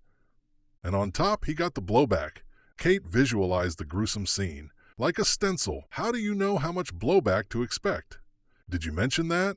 Rich should have stepped in, so I wish I'd expect more blowback. What's stippling? Russo sighed theatrically. Why are you playing this game? You're a freak, you know that? What's stippling? Your chicken's getting cold. Not towing from the gunpowder against the temple. Looks like a starburst. Shows that the gun was fired at close range. Gun fired that close should produce a lot of blowback. This didn't, so your guy tripped up. Russo's injured face twisted. He fooled them, but he can't fool me. Right? You're a genius. That's why you drove off a cliff. Now tell me this, Einstein. Why would Mars let somebody put their hand over his and shoot him? He was drunk. Anybody could have done it. He was drunk? Kate asked, surprised. I hadn't heard that. We smelled it on him. We found booze in the car. The test will come back with levels, so it's not back already. Kate considered it. Still, it's consistent with suicide. That's what Nisbet says. But I know Rich. He drank on the sly. His liver would show it. I guarantee the autopsy shows it. Russo tried to lift his head but couldn't. Give me my dinner. He drank? He did it real well. But I know the signs. I used to be a drunk myself. He popped Altoids and got lost for a stretch now and then. Kate thought of what Sarah had said. Richard frequently went off alone to think. Did you ever confirm this with him? Huh? Russo seemed to grow suddenly tired and almost cooperative. Did you ever ask Mars if he drank? No, why not? He's an Orthodox Jew. What do you think he's gonna say? I'm on my dinner. Russo raised his head, then gave up and put it back down again. Why are you asking these questions? Why'd you come anyway? Get out of here, Russo shouted, Yo rookie, reggae. The door opened and the young cop stuck his head inside. Just detective? Russo pointed at Kate. Get her out of here. She's got my dinner. He's delusional. He'll be fine, Kate said, getting up, showing the cop out, and closing the door behind him. He's not going to be a good guy. He rolled the train to Russo and folded her arms. Well, here's your dinner, you big baby. Russo blinked, or at least his swollen eyes twitched. Oh, can't you feed yourself? Russo dropped his bandaged head backwards into the pillow. What a pity. Didn't think of that, did you? Please God, Russo said to the ceiling, you break in my heart. Any other evidence? Are you serious? Russo's eyes slid to Kate. You know you hired that guy to do it? Wrong. What else you got? That delicious meal sits right in front of you, and you can't even eat a bite. That's ironic. I'll fix you. Russo lifted his head, fumbled for the call button, and pressed it with a thumb. The nurse will come. She'll feed me. Not going to happen. They're busy. I know. I was just out there. We'll see about that. Russo kept pressing the button. Why don't you ask the boy wonder at the door? Maybe he'll feed you. That's too gay. So enlightened. You're going to prison. Think of it as orientation. Russo stopped chuckling. Tell me about the videotape. You've seen it. Why don't you think it's Mars? I could just tell. The guy on the videotape didn't walk like Rich. Walks fast. The guy in the cap walked slow. He was going to shoot somebody. Maybe he needed to take aim. Not point blank. It wasn't Rich. Let me ask you a question. Could it have been a woman? Russo paused. Possible. Micah, it wasn't. It was the guy you hired. Russo kept pressing the call button. Where did Mars go after the verdict? To get loaded. How do you know? I watched him. I knew his habits. He had his routines. We all do, especially drunks when things went bad with the writing. Or when we got another rejection letter, he disappeared. You know where? No. Another woman? No. The bottle. Kate considered it. You said they found booze in the car. What else did they find? The gun. That's another thing. Tell me, it was a revolver. Rossi. Looked new, like it was bought in a store. Okay, what's wrong with that? Rich wouldn't have been able to buy a gun from the street. Even his wife said, I checked the 2 gun shops in town, the one in Old City and the one in South Philly. Neither had sold to Mars. Maybe he bought it in the suburbs. I checked 10 others in the area. None of them had either. Also, the gun we found in the car had the serial number filed down, so it couldn't be traced. Why would Rich do that if he was going to shoot himself? Maybe when he shot Simone, he didn't know if he'd shoot himself. Rich didn't even know enough about guns to scratch off the serial number. I had to tell him about those things for scripts. He didn't know anything about guns. In one of his first drafts, he had a revolver with a safety on. So, revolvers don't have safeties. I knew that, but Micah could have bought the gun and filed the number off. And she'd know about doing that from the TV show. So what else did they find on him? A wallet? Yes. Cell phone? Russo stopped. I don't remember. Bed not. Cell phones show who called you last.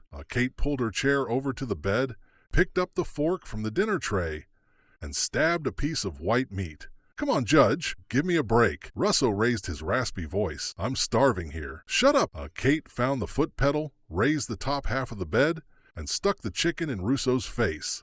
Eat this before I stab you. This is a trick. Russo peered down with the chicken, his bruised chin going triple. Eat? Russo took a bite and chewed, winning as he swallowed.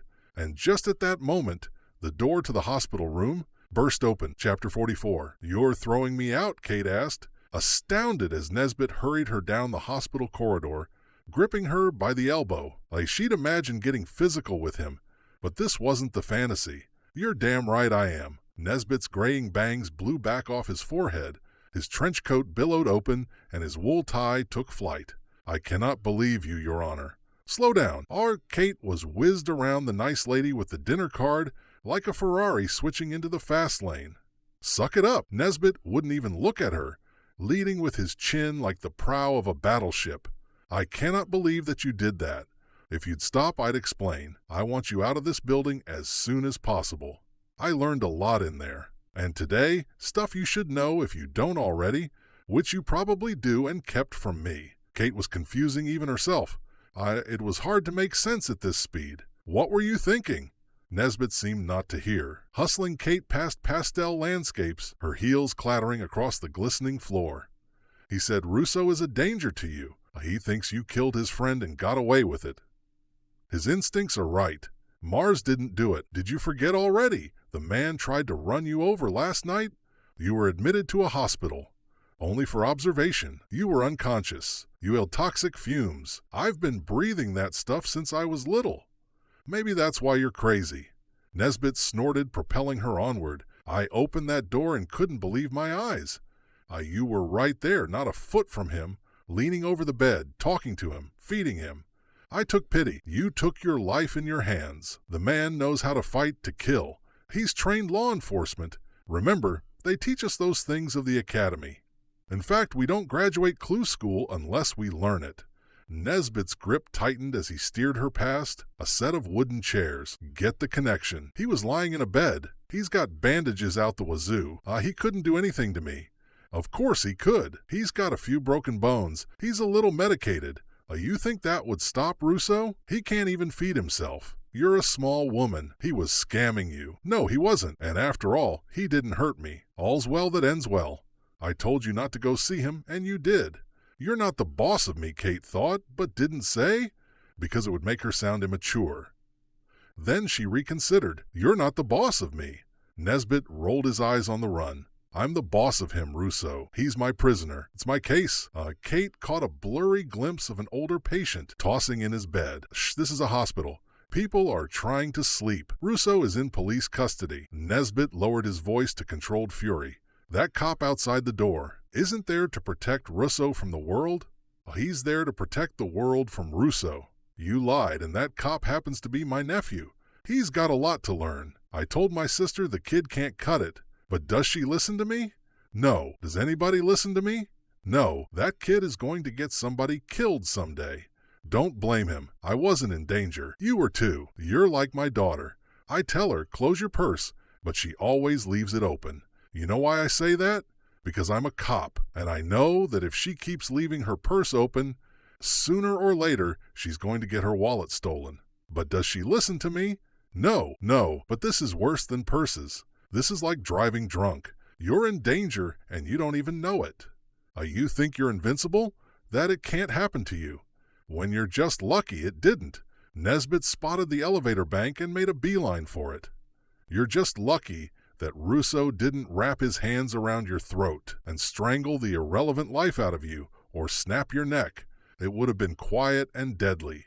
Over in a split second, nobody the wiser. Before my nephew finished the box scores, Kate shuddered. Kinda graphic, Nesbit. You think it doesn't happen? You think nice ladies don't get strangled? Nesbit's voice got louder again. It happens. I just left a murder scene in Tacony. A young wife and a 3-year-old, a little girl, strangled to death by the husband. It happens every goddamn day. Kate heard the anguish in his tone, and suddenly it wasn't funny anymore. Nesbit punched the down button for the elevator, and they both felt quiet as a woman nurse wearing a loose patterned uniform passed by, eyeing them curiously. Their shoes squeaked as she walked away, emphasizing the abrupt silence between them. The elevator arrived, and the stainless steel doors slid open, and they stepped into the long rectangular cab without a word. The doors closed, sealing them inside. Look, I'm sorry. Kate hit the scratched-up button for the ground floor. It's just that I felt like I was getting close to something. You might have messed up my case against him, too. It said, after a minute, he shook his head. You're the victim, asking questions of a suspect in custody. What a friggin' mess. It shouldn't affect the case. I didn't interrogate him. We didn't talk about what happened in Centralia. We talked about Mars and Simone. That doesn't matter. Nesbit kept shaking his head. The issue is what he'll say. You asked him. He had no lawyer present. Better yet, you posed as his lawyer. This is so against procedure. There is no procedure, no precedent. I told you, I'm a by-the-book kind of guy. I gotta tell the ADA, and my case against him might be out the window. What happened to me doesn't really matter.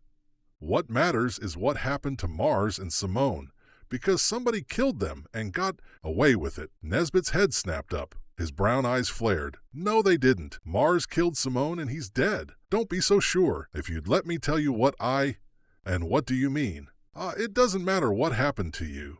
Russo's guilty of attempted murder. We have procedures, laws. Nesbitt looked stricken, his mouth opening, forming a circle like an open wound. I can't believe I'm saying this to you. A judge, you are, and for once I'm using my judgment. Russo wasn't a menace to society. He was a menace only to me because he thinks I killed his friend. And Russo isn't the point. Mars is, Simone is. For the first time in a long time, I feel like I know what I'm doing. We have to find out who killed Simone and Mars and bring them in. We know who killed them. Nesbitt raised his voice again. That case is cleared because I cleared it. You're not a detective. I am. The elevator doors opened onto a wide-eyed group of people who'd evidently been able to hear the argument. Kate flushed and Nesbitt just shut her out without another word. They headed through the crowd for the exit doors, feeling a chilly blast that came only partly from the doors being opened and closed. People streamed out, tugging on knit hats, buttoning up winter coats, and wrapping themselves in overlong mufflers before they hit the sidewalk. A couple of teenagers came in carrying white bags at McDonald's that trailed the warm scent of fresh French fries. Where you parked? Nesbitt asked calmly. When they got outside to the sidewalk, she walked next to him, the shoulders distant, their footsteps hitting the cold concrete on the way to the parking lot. I'll walk you to your car. It's nice of you. No, it isn't. I want to make sure you leave. Or not. Kate's mouth went dry. In the lot across the street at the hotel. Nesbitt held a hand up to stop a station wagon and waved Kate across the street. If you'd listen, I could tell you what I learned today from Sarah Mars and George. Hartford, I don't want to hear it. You might be persuaded I won't be. I don't want to hear it. Fine, good. Kate crossed the median slightly behind Nesbitt, feeling hollow inside. The night had fallen, a frigid, starless black. The moon hiding, the massive concrete civic center sat on her right, an empty edifice looming in the dark, and the University Museum was on her left, with its ornate dome designed by Frank Furness. Oddly exotic in this American cityscape, the Penn Hotel lay straight ahead, a tall column of bright yellow windows, and the garage was off to its right. Kate said, Mike at Gilbert, Simone's assistant. I think she did it. Nesbitt kept walking. I think she had an affair with Simone, and he ended it when the trial was over. In fact, the moment the trial was over and she was hurt and angry and went and shot, then she set Mars up for the murder. He would be the perfect candidate, given what had happened in the courtroom, and he was drunk enough that she could overpower him. How would she know where Mars was? She called him on a cell. Mars had a cell phone, and he wasn't found with it on him. Micah had access to Simone's files, so she would know Mars' cell number. Nesbitt didn't respond. I think she called Mars and said she had to meet him, that she had something important to tell him. Maybe inside information that would help it in appeal, or just good old-fashioned dirt on Simone. Can you walk a little faster? I want to get back to Russo, Judge. Judge, I've been demoted. What do you think of my theory? You don't want to know. Yes, I do. I think you're wrong and I'm right. Well, I think I'm right and you're wrong. Great, fine. Kate buttoned her, caught against the cold. She must have been crazy to think anything could happen between them. If he had been interested in her, he certainly wasn't any longer. Anyway, they were too different by nature, and now they stood on opposite sides of the fence. She followed him onto the sidewalk, crossing to the entrance to the parking garage. Nesbitt's slowing cadence posed a tacit question. Kate answered, I'm on the first floor. What are you driving? A rattle. Kate walked ahead and Nesbitt let her pass. His feature is impassive in the semi-darkness. A group of business people came out of the lot, laughing and talking. A fluorescent light flickering like an inner-city strobe on their padded shoulders, and cashmere topcoats. Kate led the way to her car, digging in her purse on the fly. She found her keys with less rummaging than usual, stopped at the back fender of the Acura, and looked up at Nesbitt, who eyed her. His mouth tilted down unhappily. This year, he asked. Yes, thanks for the walk. Stay out of trouble, Judge. Nesbitt turned on his heel. his trench coat catching a cold blast as he walked away, the soles of his shoes scuffing the gritty concrete of the parking lot. So be it. Kate didn't watch him go, keeping the melodrama to a minimum. She chirped the car open and got inside. The interior was freezing, the vinyl seats chilly against the back of her legs. She turned the key in the ignition, backed out of the space, and went up the ramp to find the exit sign in that counterintuitive way of parking lots, then drove down to the exit. She stopped at the white kiosk equipped with crappy TV, paid the fee to a young cashier, talking on a cell phone, and was about to drive forward when her headlights swung onto the figure of a man. Nesbit. Kate slowed to a stop, and Nesbit hurried toward her car, yanking open the passenger side door, folding himself into the seat and turning to her.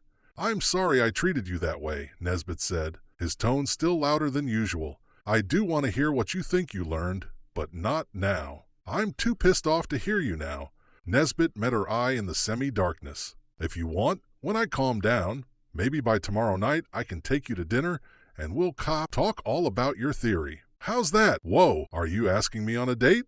What do you think? You think I'd like to follow you all over creation?" Nesbit threw up his hands. You think I'd like driving after you to your friends? To the hospital? You think I went up to Centralia for my health?" Kate felt a warm rush of emotion. Nesbit was really sweet, and he knew the whole truth about her. All that awful stuff, and he still wanted to date her. For a minute, Kate didn't know what to say. "This is more than a job to me, obviously," Nesbit said, his tone softer. "You know that. You're more than a job to me. I care about you. I hate what you're going through, what you've been through." Nesbit paused, looking at her. "Maybe we can have some dinner." Kate felt her throat catch. "Yes," Nesbit smiled. "Excellent." It felt suddenly quiet, Makar. They sat together in near darkness. Nesbit's face was 1 foot from hers. Kate could feel him breathe. She suddenly realized she knew nothing about romance. He should be kissing her, but he wasn't. "Aren't you going to kiss me?" she asked after a minute. Nesbit grinned. "Not yet," he answered, as he turned away, opened her car door and climbed out, leaning over and peeked through the open door, letting in a gust of cold air. Kate laughed, surprised. "I'll pick you up tomorrow night at 8. Good night." Nesbit closed the door and gave it a slap, and Kate laughed again, then gave him a wave as she drove away. And she hit the street and turned left, heading back toward the city, feeling happy and excited. She was definitely onto something after what she had learned from Russo. She knew the next logical step to take. If she could find out more, then she'd have more of a case to present tomorrow night to get Nesbit to reopen. And she had a lot to do, and she felt oddly adrenalized, maybe because she was getting closer to the real killer, or because she was proving Nesbit wrong. Or maybe it was Nesbit's not a kiss. She hit the gas. Chapter 45. Pistol range in rear. Read the blue neon sign. And Kate pulled up in front of the gun shop just as a man was locking the door. She had come straight to the gun shop in Old City and had gotten here just in time. If Micah were going to buy a gun, this had to be the place. The shop was only blocks from her office and apartment. Kate switched off the ignition and jumped out of the car, shouting, "Excuse me, please don't close." "What?" The man turned from the door, his steel keyring still in the lock. A security spotlight shone above him, showing an immensely beefy 6-footer. The man's head was shaved, his bumps in bas relief under the bright light, and he wore only a red Sixers windbreaker despite the cold. "Please wait." Kate dashed around the car to the big man, trying to get Ned. The big man, traffic rushed behind them on 4 lanes. "Lady, you need a gun that bad?" Yes, Kate wanted information, not weaponry, but she hadn't had the time to get a story in order. His assumption was as good as any. "Yes, I need a gun." "Wait a minute." The man looked down at her. Up close, he looked about 30 years old, with large dark eyes and thick lips with a scar that vanished when he smiled, like now. "I know you. You're that judge, been in the papers." "Rats, yes, that's me." Kate introduced herself and stuck out her hand, and he shook it without crushing it. "Lou Barons." "Pleased to meet you, Lou." Kate had to find a way to use it to her advantage. "So then you know that I've been getting a lot of publicity. My house was broken into, and I need protection. I can't go another night without a gun." She tried to sound like a damsel in distress, which she had. "See, I feel so unsafe. Please, can you stay open a little?" I won't take long, I promise. Well, okay, Lou answered, his voice softer, and Kate started to think sexism had been getting a bad rap. Thanks so much. I appreciate it. But you can't buy a gun and start blasting away, you understand. Lou twisted the keyring in the lock, setting it, jingling, and opened the front door. You have to take lessons. Learn firearm and you can't do it. Learn firearm safety. We have classes on Saturdays and some weeknights. I will. I just want to have a gun tonight so I can sleep better. Just in case. Come on in. Let's see what we can do for you. Lou flicked the switch, turning on old-fashioned fluorescent lights. He ushered Kate inside, then closed the door behind her and headed toward a doorway on the left. Wait here while I turn off the burglar alarm. Sure. Kate looked around at a rectangular store that seemed almost stop time. Old glass display cases framed with real wood flanked the room on either side. An ancient red and black linoleum tile covered the center aisle. On the right wall hung an array of dusty flags, a faded blue one that read Cult, and next to it, a sun-bleached yellow Firagar. Under the flags, at least 50 antique guns had been mounted on cheap pegboard, leading to a rack of modern rifles lined butt down in the back. Next to a room closed off with bars and padlocks, the air smelled vaguely of dirt and stale cigarettes, like a hardware store with attitude. "Step over here, Judge," Lou said, re-emerging from the doorway. He set the store keys on the glass top with a clatter and went behind the counter on the left. A grimy cash register sat at the end of the counter, and the wooden shelves behind were filled with stacks of colorful boxes that read American Eagle in cherry red and white, Winchester in tomato red, and Remington in Kelly green and chrome yellow. It looked like a cute and cheery display until Kate realized the boxes contained bullets. She shuddered, thinking of the heat that had whizzed past her cheek last night. It reminded her of her purpose. So what's a good gun for girls? A girl gun? Lou smiled, his scar dissolving into sweetness. You mean pink? Or like these with the mother-of-pearl handle?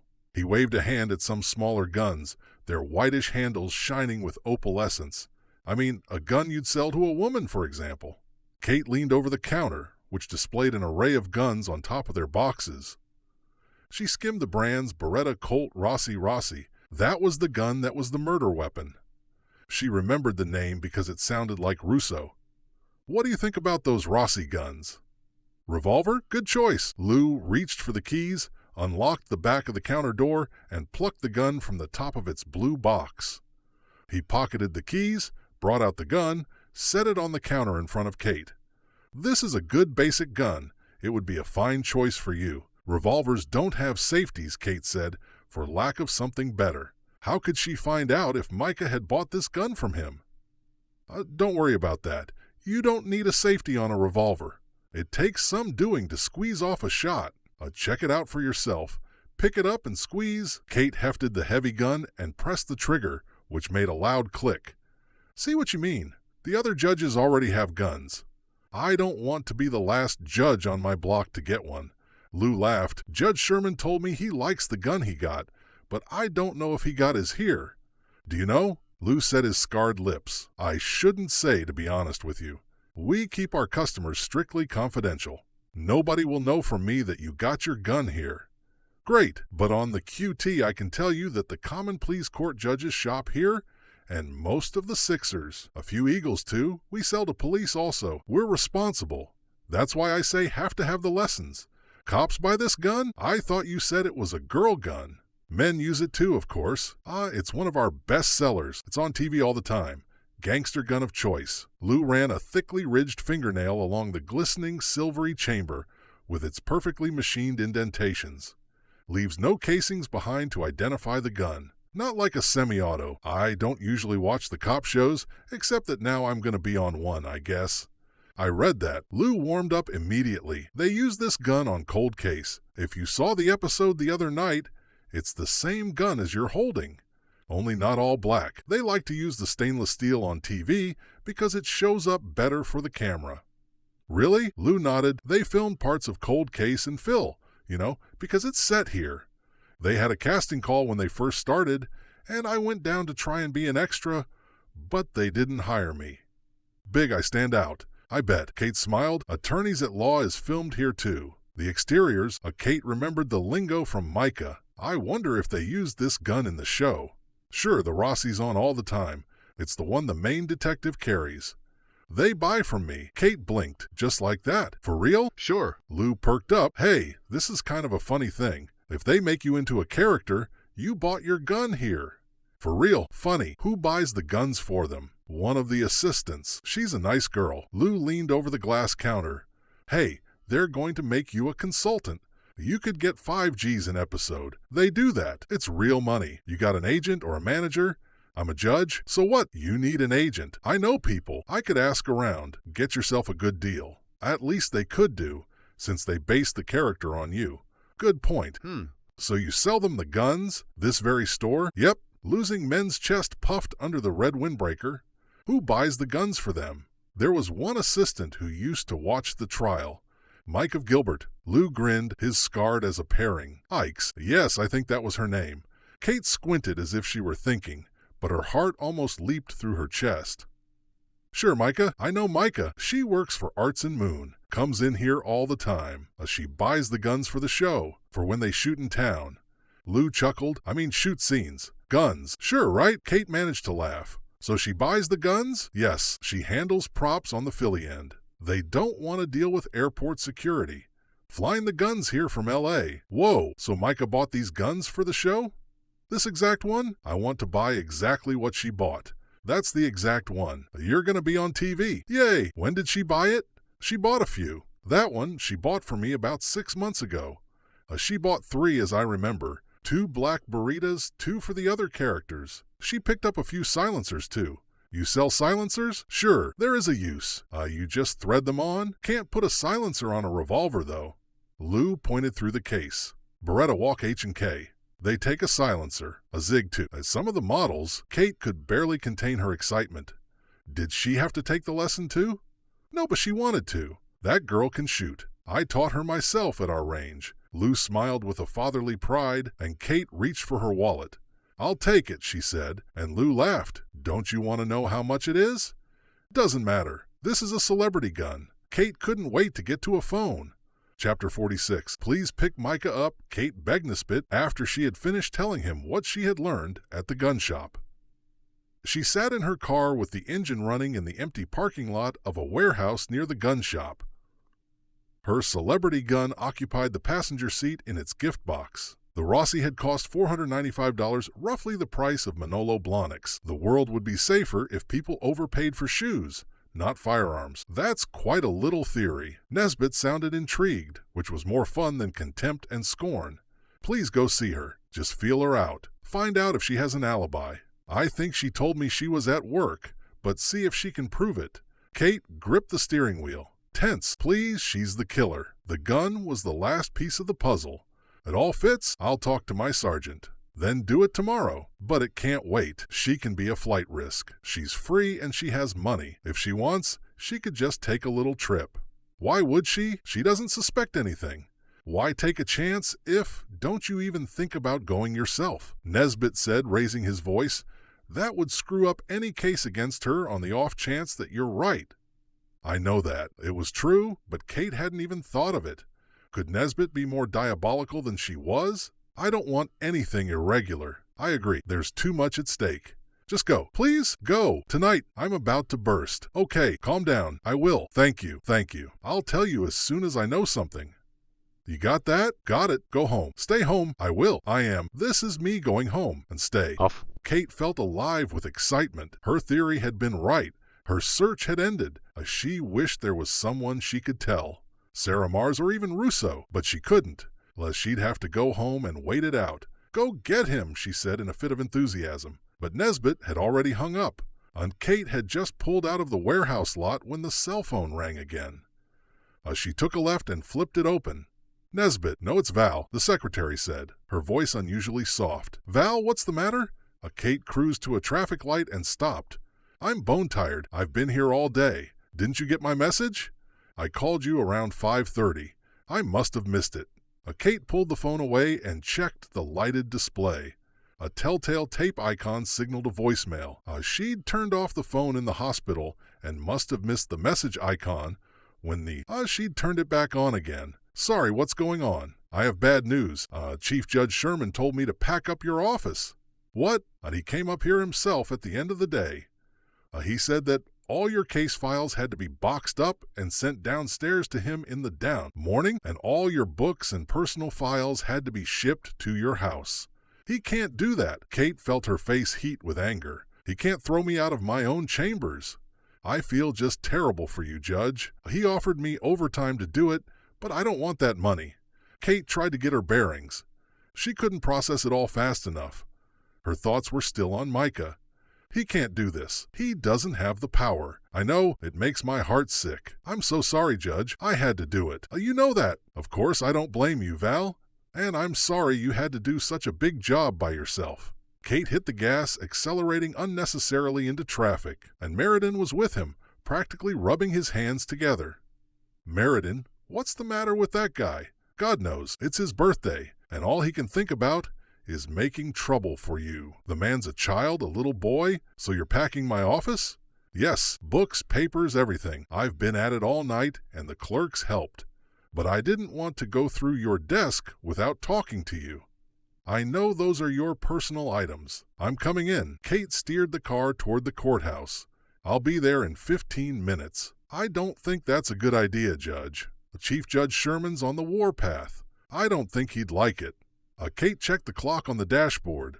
It's past 8. He's not there this late, and if he sees me, so be it. He has no right to throw me out, and I'd love to tell him that to his face. Yes, sure, Chief Judge Sherman. Yes, I'm sure. And don't worry, I won't say you called me. I'll say I've stopped in. But Chief Judge Sherman is so determined. Most said he'd been bothered all day. And now I know why. I don't know if you can fight this one. Yes, I will. Kate's fire returned. I got blown off by George Hartford, but I don't need a lawyer to talk for me. I am a lawyer. Is that where you were when I called? No, I got sidetracked, but I think I figured out who killed Atsimone. And it's not Richard Mars. For real? Val asked. Hushed. Who did it? Tell you when I see you. It's a long story. Kate narrowly avoided hitting an all-black SEPTA bus that advertised a radio station with a scrawled wire. It could have been a caption under Kate's photo. I'll send the clerks home. Good idea. See you in a sec, and I hope he's there. Kate flipped the phone closed and threw it on the seat. Bastard! She couldn't find a lawyer with the guts to represent her. She'd file the papers herself. Kate felt absolutely fearless, and it had nothing to do with her new gun. She was armed with the law, and her aim was very, very good. 15 minutes later, Kate parked on the street because it was quicker at this hour. Then hurried through the frigid night air to the panel of glass doors at the front of the courthouse. She went directly to the door at the far right, used for after-hours entry and late filings. She buzzed the intercom, hoping that Sherman hadn't put out a court mail denying her entry altogether. Still, she knew most of the marshals from working late, and they liked her. And her legs, yes, came the mechanical voice through the black plastic. It's Judge Fenty come to clean out my office, Kate said, with a tone that brooked no disagreement. And after a second, the door buzzed loudly, and she yanked it open. She climbed the dark marble steps and pressed through the glass doors at the top as if she owned the courthouse. The judge's entrance was to the far right, and the public entrance was 50 feet across the lobby on the far left, manned by a marshal hanging out by the metal detectors. Kate recognized him and gave him an official wave. "Hi, Tony," she called out, her voice echoing on the cavernous lobby, her heels clacking across the granite floor as she hustled to the judge's entrance. "I'm moving out tonight. Okay, Judge." Tony tipped his neat dark head, and Kate knew he didn't have the heart to embarrass her by stopping her. And she owed him forever for it. She fished out her white pass card on the fly, passed it over the wall-mounted magnetic sensor, then bustled without breaking stride toward the walnut doors that led to the judge's elevators on the right. She reached the doors without being tackled, then yanked the door open, only to find the elevator doors opening. Onto a bundled-up Vowel, her eyes drawn with strain. Judge Val said, startled, stepping off the elevator, and Kate wrapped her arms around her secretary in her nubby wool coat. "You okay? I have to go. I am so sorry. I got a call from my daughter, and the baby has the croup. She said he can't catch his breath like a spasm. She has to take him to the emergency room, and she needs me to stay with Tiffany." My God, you have a ride? Jerome's a block away, he just called. Give him my love. You need help? No thanks. Val gave her another final hug. You're all packed upstairs except your desk, and the clerks went home. Thanks. Sorry, Judge. Val hurried to the doors, buttoning her coat. See you. Good luck. Kate called after her, hitting the up button. The elevator cab opened again, and she stepped inside, inserted her pass card, and watched the doors close on her, thinking about what she'd find in her chambers. There, Kate surveyed the reception room, trying to maintain control of her emotions. Boxes of files covered the rug, wedged between the wing chairs and coffee table. She let the door close behind her, then went over to one of the open boxes and thumbed through the accordion jackets, reading the case captions. Versus Bistany, U.S. versus Cholo. It was her docket. On the way out, Kate felt her anger rising. She went to the next file box and thumbed through the pleadings. More of the same. There had to be at least 12 boxes blocking the way. She turned, looked over the boxes, and walked to the threshold of her office. The large room sat perfectly quiet and seemed bigger now that it had been emptied. The expansive glass windows formed a black mirror, with the glittering lights of the city and the Ben Franklin Bridge ghosted darkly beyond. Her few framed diplomas had to be taken down. The law books she'd shelved had vanished. Her long work table had been wiped clean, as had all the chairs she used to store her case notes. Boxes lay everywhere, closed and labeled in Val's careful hand and magic marker, circuit conference, speeches, judicial code. Kate picked her way through the boxes to her desk and walked around it, sliding out of her heavy coat and setting it on the top, along with her purse and plastic shopping bag. The bag held the celebrity gun. She had no risks leaving it in the car. She sat down in her desk chair and scanned her office, assessing it with new eyes. The truth was, except for the sealed boxes, the place didn't look all that much different. She felt her jaw clenched in anger, now at herself. So many things I do different. So many ways I went wrong. Give me a second chance, she said aloud, then realized something. Nobody was going to give her a second chance. Least of all Sherman. If she wanted the second chance, she'd have to take it. She pushed thoughts of Sherman and even Nesbit and Micah to the back of her mind, rose to her pumps and walked over to the first cardboard box. Brown masking tape sealed the box, and she ripped it off in a sticky curl and opened the top flaps. It was time to start over. Now she knew she could be a judge, and she would begin by moving into her new chambers. Kate unpacked the first few books, mostly case books from law school, her go-to reference books with sentimental value. She chose one, noting that Val must have wiped each one down before she packed it. She took the book to the empty bookshelves near the work table and set it on the shelf where the satisfying thud that echoed in the silent office. Her thoughts skipping ahead with renewed energy. She'd replace all of her rules books and other reference books in the shelves nearest her desk, then rehanged her diplomas and awards. She'd hold boxes she had never opened from the closet and unpack them for the first time, making arrangements of treasured photos and certificates from practice. She'd unwrap the office-warming gifts that her partners had given her and decorate the place. She'd finally make the office her own. She'd turn back to the box of casebooks, shelving the next two with a happy, determined feeling. She'd just reached the middle of the box when she heard a noise in the reception area. The sound of the door to her chambers opening. Kate looked up from the law books in surprise. Chapter 47. Even at the sight of her old enemy, Kate felt unusually calm, like Zen judge. Maybe it was all this perspective she'd been getting. She hoped she hadn't changed too much. She'd start throwing out Chanel jackets. "What are you doing here?" Meriton asked from the threshold to her office. His thin lips pursed. He stood disapproving in his hound's-tooth topcoat, maroon and cashmere scarf, and black leather gloves that would have embarrassed most serial killers. Moving in, Kate answered pleasantly, "I'm the new judge. What are you doing here? I was working late, and so they'll lie down to the door on my way to the elevator." "You mean you were killing time in your office until Val left? Then you came in to snoop?" Kate smiled, but Meriton frowned. "You know you're not permitted in this building. Chief Judge Sherman has ordered your belongings shipped out and your docket reassigned." "He doesn't have the power to do that. Chief Judge Sherman runs this courthouse. Granted, Kate said with a shrug, but might doesn't make right. He's overstepped his power. Sherman may be the court administrator, but the Constitution affords him no greater status than it does me. And she remembered in the beginning being intimidated that her job description was in the United States Constitution. Now she rather liked the idea. He's Chief Judge of the Eastern District. I don't see the words Chief Judge anywhere in Article 3. He has that title because he's the most senior, and that's all. Kate slid another of her old case books from the box and shelved it with another great thud. It was fun to make noise, so you won't go willingly. Thank you, no. I earned this job, and I want this job. It's mine, and I'm keeping it. Meredith arched an eyebrow. Have you been drinking? No, I've been growing up. About time, I agree. Meredith snorted. So you'll fight us? You'll sue the court, your colleagues. And if you were colleagues, you wouldn't try to throw me out. I don't think of it as a fight. I think of it as asserting the power of the law. No one's above it, not even judges, especially not judges. Meredith and shook his head. What lawyer would be crazy enough to sue the Eastern District? I would, thanks. You're going to represent yourself? Meredith burst into a loud laughter. Kate didn't like his noise as much as her noise. Looks that way. Nobody else wants the job, and I used to be passable of the trial thing. Kate shelved another casebook.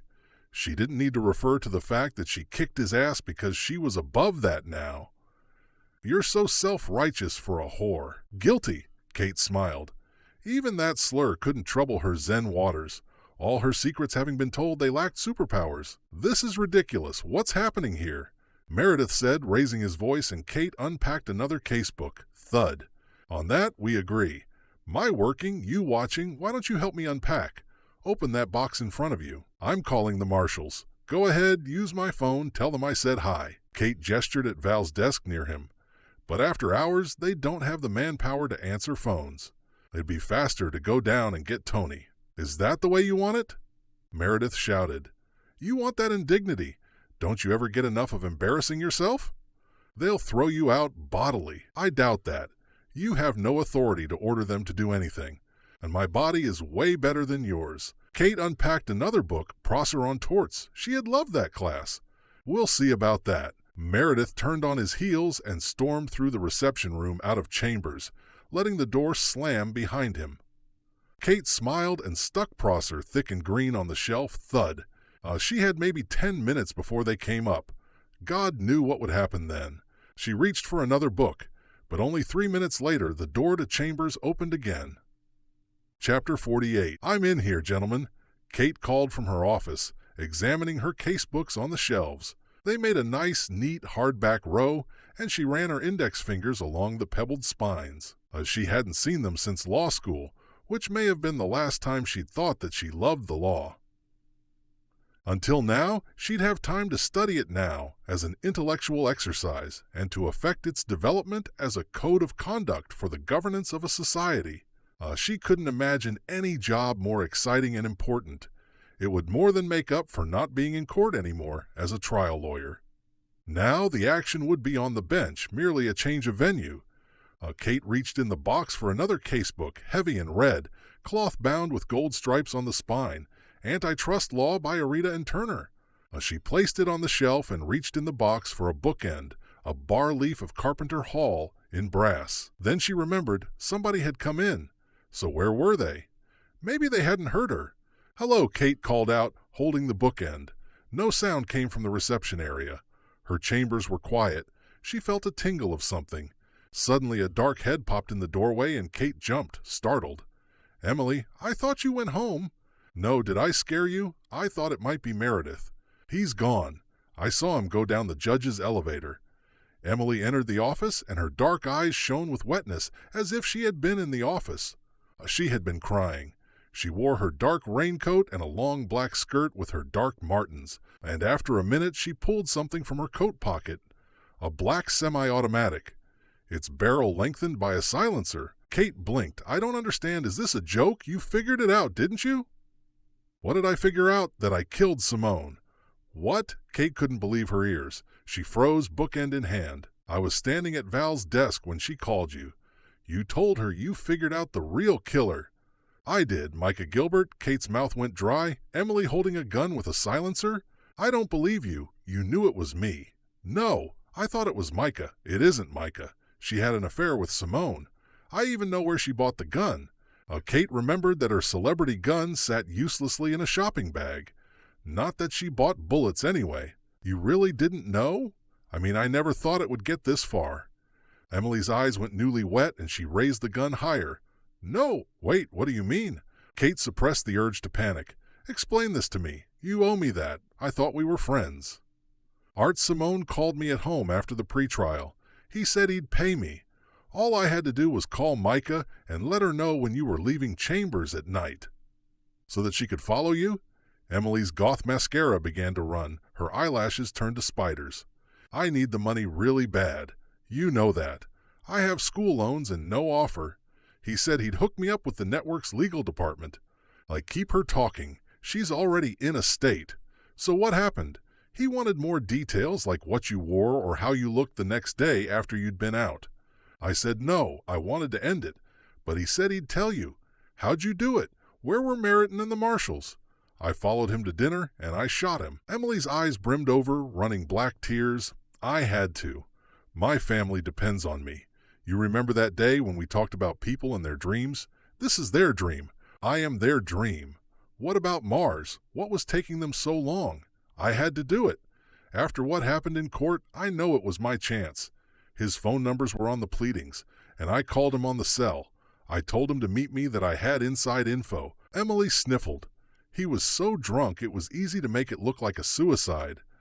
How did you get the gun past the metal detectors? The judge's elevator. I went in and out with everybody for Judge Meriton's birthday. When they went to lunch, I went to the gun store. Emily's eyes brimmed over and a black tear rolled down her cheek. I didn't want to judge, but I had to. I thought I had to because of what you told Val, that you figured it out. I would never think it was you, Kate said softly. Her own emotions bubbled to the surface and she used them to her advantage. Geez, Em, you would really hurt me? Kill me? I have to end it. Emily sobbed and raised the gun higher, giving a panicky Kate her answer. Wait, no, please, Em. Kate heard sheer desperation in her voice. She had run out of time. The stalling wasn't working. You can't do this. It'll only make things worse. They'll know it was you. No, they won't. Val thinks I went home. No one knows I'm still in the building. I've been hiding in the bathroom. The cleaning people already went, though, and I'm staying the night. Tomorrow morning, I'll be the one who finds you dead. My God. Kate's fingers tightened around the bookend. She would get one shot. Emily squinted, taking aim. Sorry, Judge. Chapter 49. Suddenly, Kate threw the brass bookend at Emily, hitting her in the cheek. The clerk yelled, staggering backwards, her hand flying to her left eye. Blood appeared at a cut on her cheekbone. Bullets flew into the tiled ceiling as she fell, knocking over stacked boxes. Kate bolted for the door of her office past the boxes. She flung the door open wide. Onto an angry Jonathan Meriton. Kate, the marshals are on rounds, and she has a gun. Kate screamed, barreling into him, plowing him backwards into the opposite wall. Stop, Judge, Emily bellowed from Chambers. Meriton's eyes popped. What? He asked, shocked. Run, Kate screamed, disentangling them. She thought fast. Meriton still held his pass card for the judge's elevator. He'd be dead if he went with her. She shoved him to the left, setting him in motion. Take the elevator, she shouted, tearing down the hallway in the opposite direction. Help! Meriton shrieked, taking off toward the judge's elevator. Kate ran for her life to the stairwell. No! Emily yelled, the sound coming from the hallway now. Kate hit the staircase at speed and straight on the door, banging into the stairway and grabbing the rail not to fall on the concrete stairs. She flew, grabbed the railing, and whirled around the corner at the landing, half running and half stumbling down the tight stairwell as it wound tightly down. Bullets exploded into the concrete wall. Help, Kate screamed. The marshals might hear her. They were on rounds. Her breath came in panicky bursts. She almost caught a heel on the stair. She grabbed the railing, frantic. Kate tore down the third floor, then the second. Did the fire stairwell go all the way down? She couldn't remember. She couldn't take a chance. She'd be trapped at gunpoint. Bullets flew into the wall. Kate burst through the stairwell door into the hallway near the clerk's office, skidding across the waxed floor. She ricocheted off the wall, righted herself, and went flat out for the two-story escalator that led to the courthouse lobby. The escalator was turned off and Kate ran down the up escalator, her heart thundering. In the next second, she heard Emily's heavy tread behind her. Ahead lay the polished expanse of black granite. The lobby floor, almost there, but the metal detectors on the security desk were empty. No one left on guard? Kate tore down the steps, trying not to fall. Ping, ping, ping! Bullets strafed the stainless steel of the escalator. Kate's shoulder suddenly felt odd. Had she been hit? Emily was right behind her. The clerk had a clear shot to finish her off. Suddenly, Kate's heel caught in the ridge of an escalator's step. She fell, hurtling forward and down, banging her head against the metal side of the escalator, scraping her cheek against the sharp stair edge, rolling end over end. She tumbled to the bottom, her bruised cheeks smacking into the cold granite. She heard a man shout, "Help! Help!" Meriden? He must have reached the lobby. "Judge Meriden, stop!" Emily shouted, thudding down the escalator stairs in her heavy shoes. Kate raised her head and saw Meriden streaking for the courthouse exit, his topcoat flying. "Stop right there," Emily bellowed. She raised her gun and aimed it at Meriden. Kate gathered all of her strength and staggered to her feet just in time to throw a surprise block into Emily. Emily grunted when they made impact, colliding and tumbling together onto the hard lobby floor. The clerk grimaced and doubled over. The wind knocked out of her. Still, she hung on to the gun and twisted it around until the muzzle pointed at Kate. "No!" Kate shouted, feeling a furious surge of adrenaline. She grabbed Emily's wrist with all her might and slammed it down into the hard floor. Emily shrieked as the gun jarred loose and went skidding across the slippery floor. Both women dove to recover it, struggling and wrestling. "Hey, freeze! Freeze you too!" yelled authoritative voices, and Kate saw two marshals charging from the elevator bank, drawing their revolvers. "Tony, it's me!" Kate yelled with relief. "Get the gun!" "Gotcha, Judge!" Tony shouted, running forward. "Freeze!" the other marshal hollered, reaching them and aiming his gun at Emily with a two-handed grip. "Hands up! Get your hands up!" Emily burst into tears and released her grip, prone on the floor and raising her hands as the other marshal kept his gun on her. Kate scrambled away, her high heels skidding. "Let me help you up, Judge," Tony said, taking Kate's right elbow and hoisting her to her feet. She felt her battered body sag in a sort of surrender. Aches appeared all over, and new pain stabbed the back of her upper arm. "What's up back there I can't see?" Tony frowned, peering. "We'll get you to the hospital. You'll be good as new." "How about the jacket?" Kate asked, coming to her senses. Chapter 50. Go away, people. Kate and Nesbit slammed the front door against the noisy media, mobbing her driveway and sidewalk. It was after midnight by the time she got home, but the TV Klieg lights flooded her street with a noontime brightness and illuminated the drawn curtains in her darkened living room. "Ugh!" Kate shivered against the residual chill and switched on the brass candlestick lamp on the hall table as Nesbit turned the deadbolt and looked at her with concern. "How's your shoulder?" "Fine," Kate answered, though she could feel an ache under the bandage they'd put on at the hospital. The bullet had only grazed her arm, but her jacket was DOA. "Let me help you take that coat off." "Thanks." Kate turned and let him lift the long top coat from her shoulders. It was his because hers was still in chambers. Her car was at the courthouse too, and Nesbit had driven her home. Unfortunately, her garage door opener was still in her car, so they'd had to park in the driveway and run the gondola of reporters. She could still hear them outside. "You know what bugs me about them?" "What?" Nesbit asked, folding the coat and setting it on the back of a chair. "That they'll camp out there forever and do almost as much harm as that dumb TV show. But, of course, they would make a better story if you would guess the real bad guy." Nesbit smiled, his blue eyes bright and his crow's feet creased with warmth. His longish hair fell sideways, dark silver in unexpected patches like weathered cedar shakes on a shed. "Imagine how much fun I had. Me, a law enforcement professional, accusing a completely innocent young girl of a double homicide." Kate cringed. "Be fair. How could I know that Micah would be at her therapist that night?" "I said I was sorry. I'll never live it down. Roots called myself twice when you were with the doc. Even my useless nephew was lording it over me. He's like, 'Love is blind.'" "Love," Kate caught her breath, and Nesbit's eyes flared a little. when he realized he'd let the L word slip. "Oh, well, anyway, whatever," Kate said, and they laughed uncomfortably, which stopped the moment Nesbit leaned over and kissed her on the cheek. She closed her eyes, enjoying the cold brush of his mustache. When he pulled away, his eyes looked fairly soft for a detective, set in his wonderfully lived-in face. "I should go." "I agree," Kate said with a smile. They understood what they meant, and neither needed to spell it out, because she sensed in her heart that Nesbit was going to be the last man she took to bed in her life. Chapter 51. Kate wrote the judge's elevator upwards, checking her reflection in the gold-plated panel of elevator buttons. Her makeup looked neutral and classy. Her hair was combed into its judicial chignon, and she wore her favorite gold tweed suit. She had been resting at home for 2 weeks, and during that time, her cheek had almost healed. Her shoulder felt better, and she'd ordered the new S500 sedan in glacier white. The Mercedes was pure sublimation, because she was still on her sex diet, though she and Nesbit had finally segued into light petting, which was officially 10th grade. Also, during that time, Chief Judge Sherman had met with the members of the court, the Chief Judge of the Third Circuit, and the Circuit Executive to decide what to do about reinstating her. Kate wasn't betting on it. Taking her back would require a federal judge to admit he was wrong, which was highly unlikely. That was why they had appellate courts. The elevator cab opened, and Kate stepped out, strode down the hall to Chief Judge Sherman's chambers, and stood before his door, which was when her sense of humor vanished.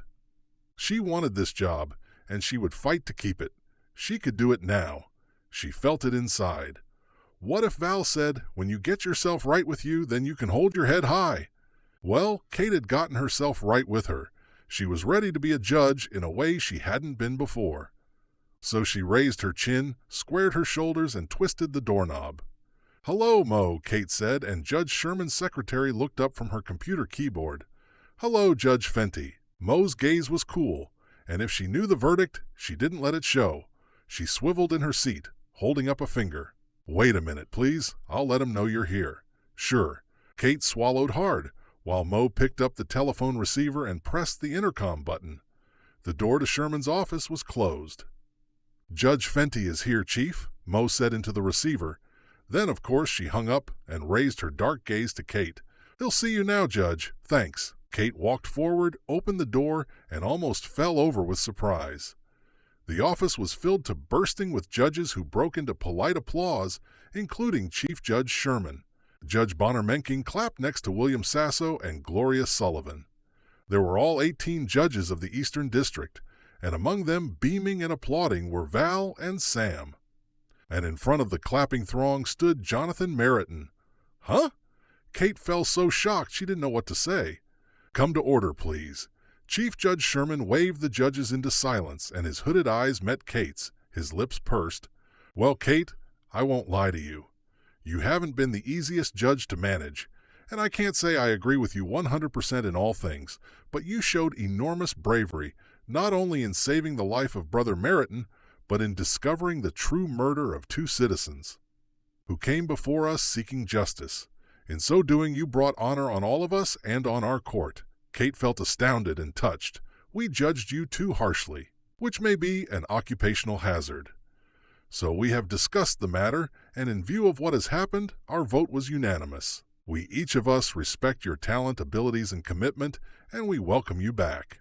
Sherman paused with a sly smile. "And we will weather whatever TV does to us together as a court, as long as they get Eli Wallach to play me." Everyone nodded, and Judge Mencken called out, "Eli Wallach is dead, Ken." Kate laughed and delivered good news of her own. Chief, you should know that they're not doing the judges at court series. They're not interested in judges anymore. House husbands are the new judges." She'd heard it from Micah, who was quitting showbiz and was going to law school, which was basically the same thing. Even better, Sherman grinned, and Meriton raised his hand to speak, his smile genuine, if begrudging. "And Kate, may I publicly add my gratitude for saving my life, especially when we all know you ate my guts." Everyone burst into new laughter and said, "Did Kate?" We'll notice for the first time that several bottles of Merlot sat uncorked on Sherman's polished conference table, behind rows of filled plastic glasses, and a silver foil tray of cheese and pepperoni slices, speared with multicolored toothpicks. "Speech, Kate!" The other judges called out, clapping. "Speech!" Judge Sasso formed his hand megaphone and bellowed. "And keep it short," Judge Gloria Sullivan shouted at him, laughing. "Bill, hush. Thank you. Okay." Kate flashed on the dinner they'd held for her last summer to welcome her to the bench for the first time. "I am deeply sorry for all the embarrassment I caused the court. I apologize to each of you, and thank you for welcoming me back to a job I love. You all said a lot of nice things about me just now. And there's one thing you need to know. I don't deserve a word of it, but I'm going to try." "Bravo! Way to go!" they shouted, giving her a fresh round of applause, and now a toast. Chief Judge Sherman picked up a glass from the table, walked over and handed it to Kate, giving her a kiss on the cheek. "Do I need to ask you for a signed release, my dear?" "Not if you withdraw that misconduct complaint," she answered, and they both laughed as everyone milled around the conference table, picked up glasses of wine, and raised them. To Kate, Chief Judge Sherman called out, hoisting his glass. To Kate they all repeated, except for Sam, the forgotten law clerk. He stood proudly, basking in the new spotlight that he'd earned merely by not trying to kill his boss. And he called out to Judge Catherine Fenty of the Eastern District of Pennsylvania. Judge Catherine Fenty. Kate had never heard words so sweet or seen a sight that made her happier. She raised her glass and couldn't speak for a moment.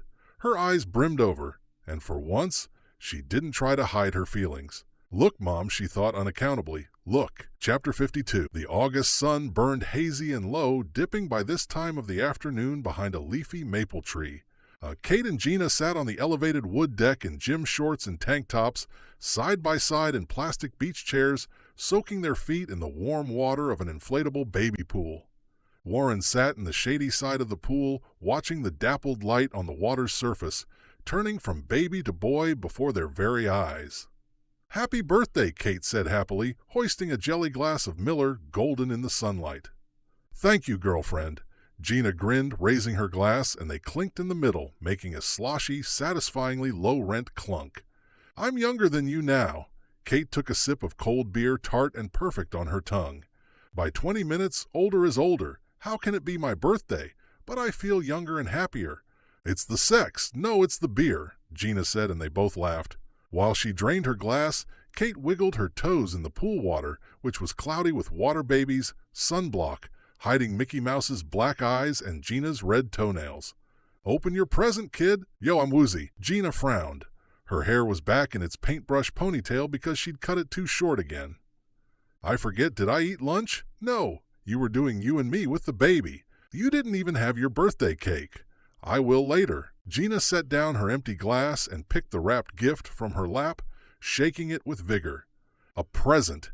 Yo, did I tell you Justin got us a treadmill?" "Yo, 3 times," Kate smiled. "You're so in love." "You too?" Kate thought of Nesbit. "We both have great men. Wonder how long it'll last."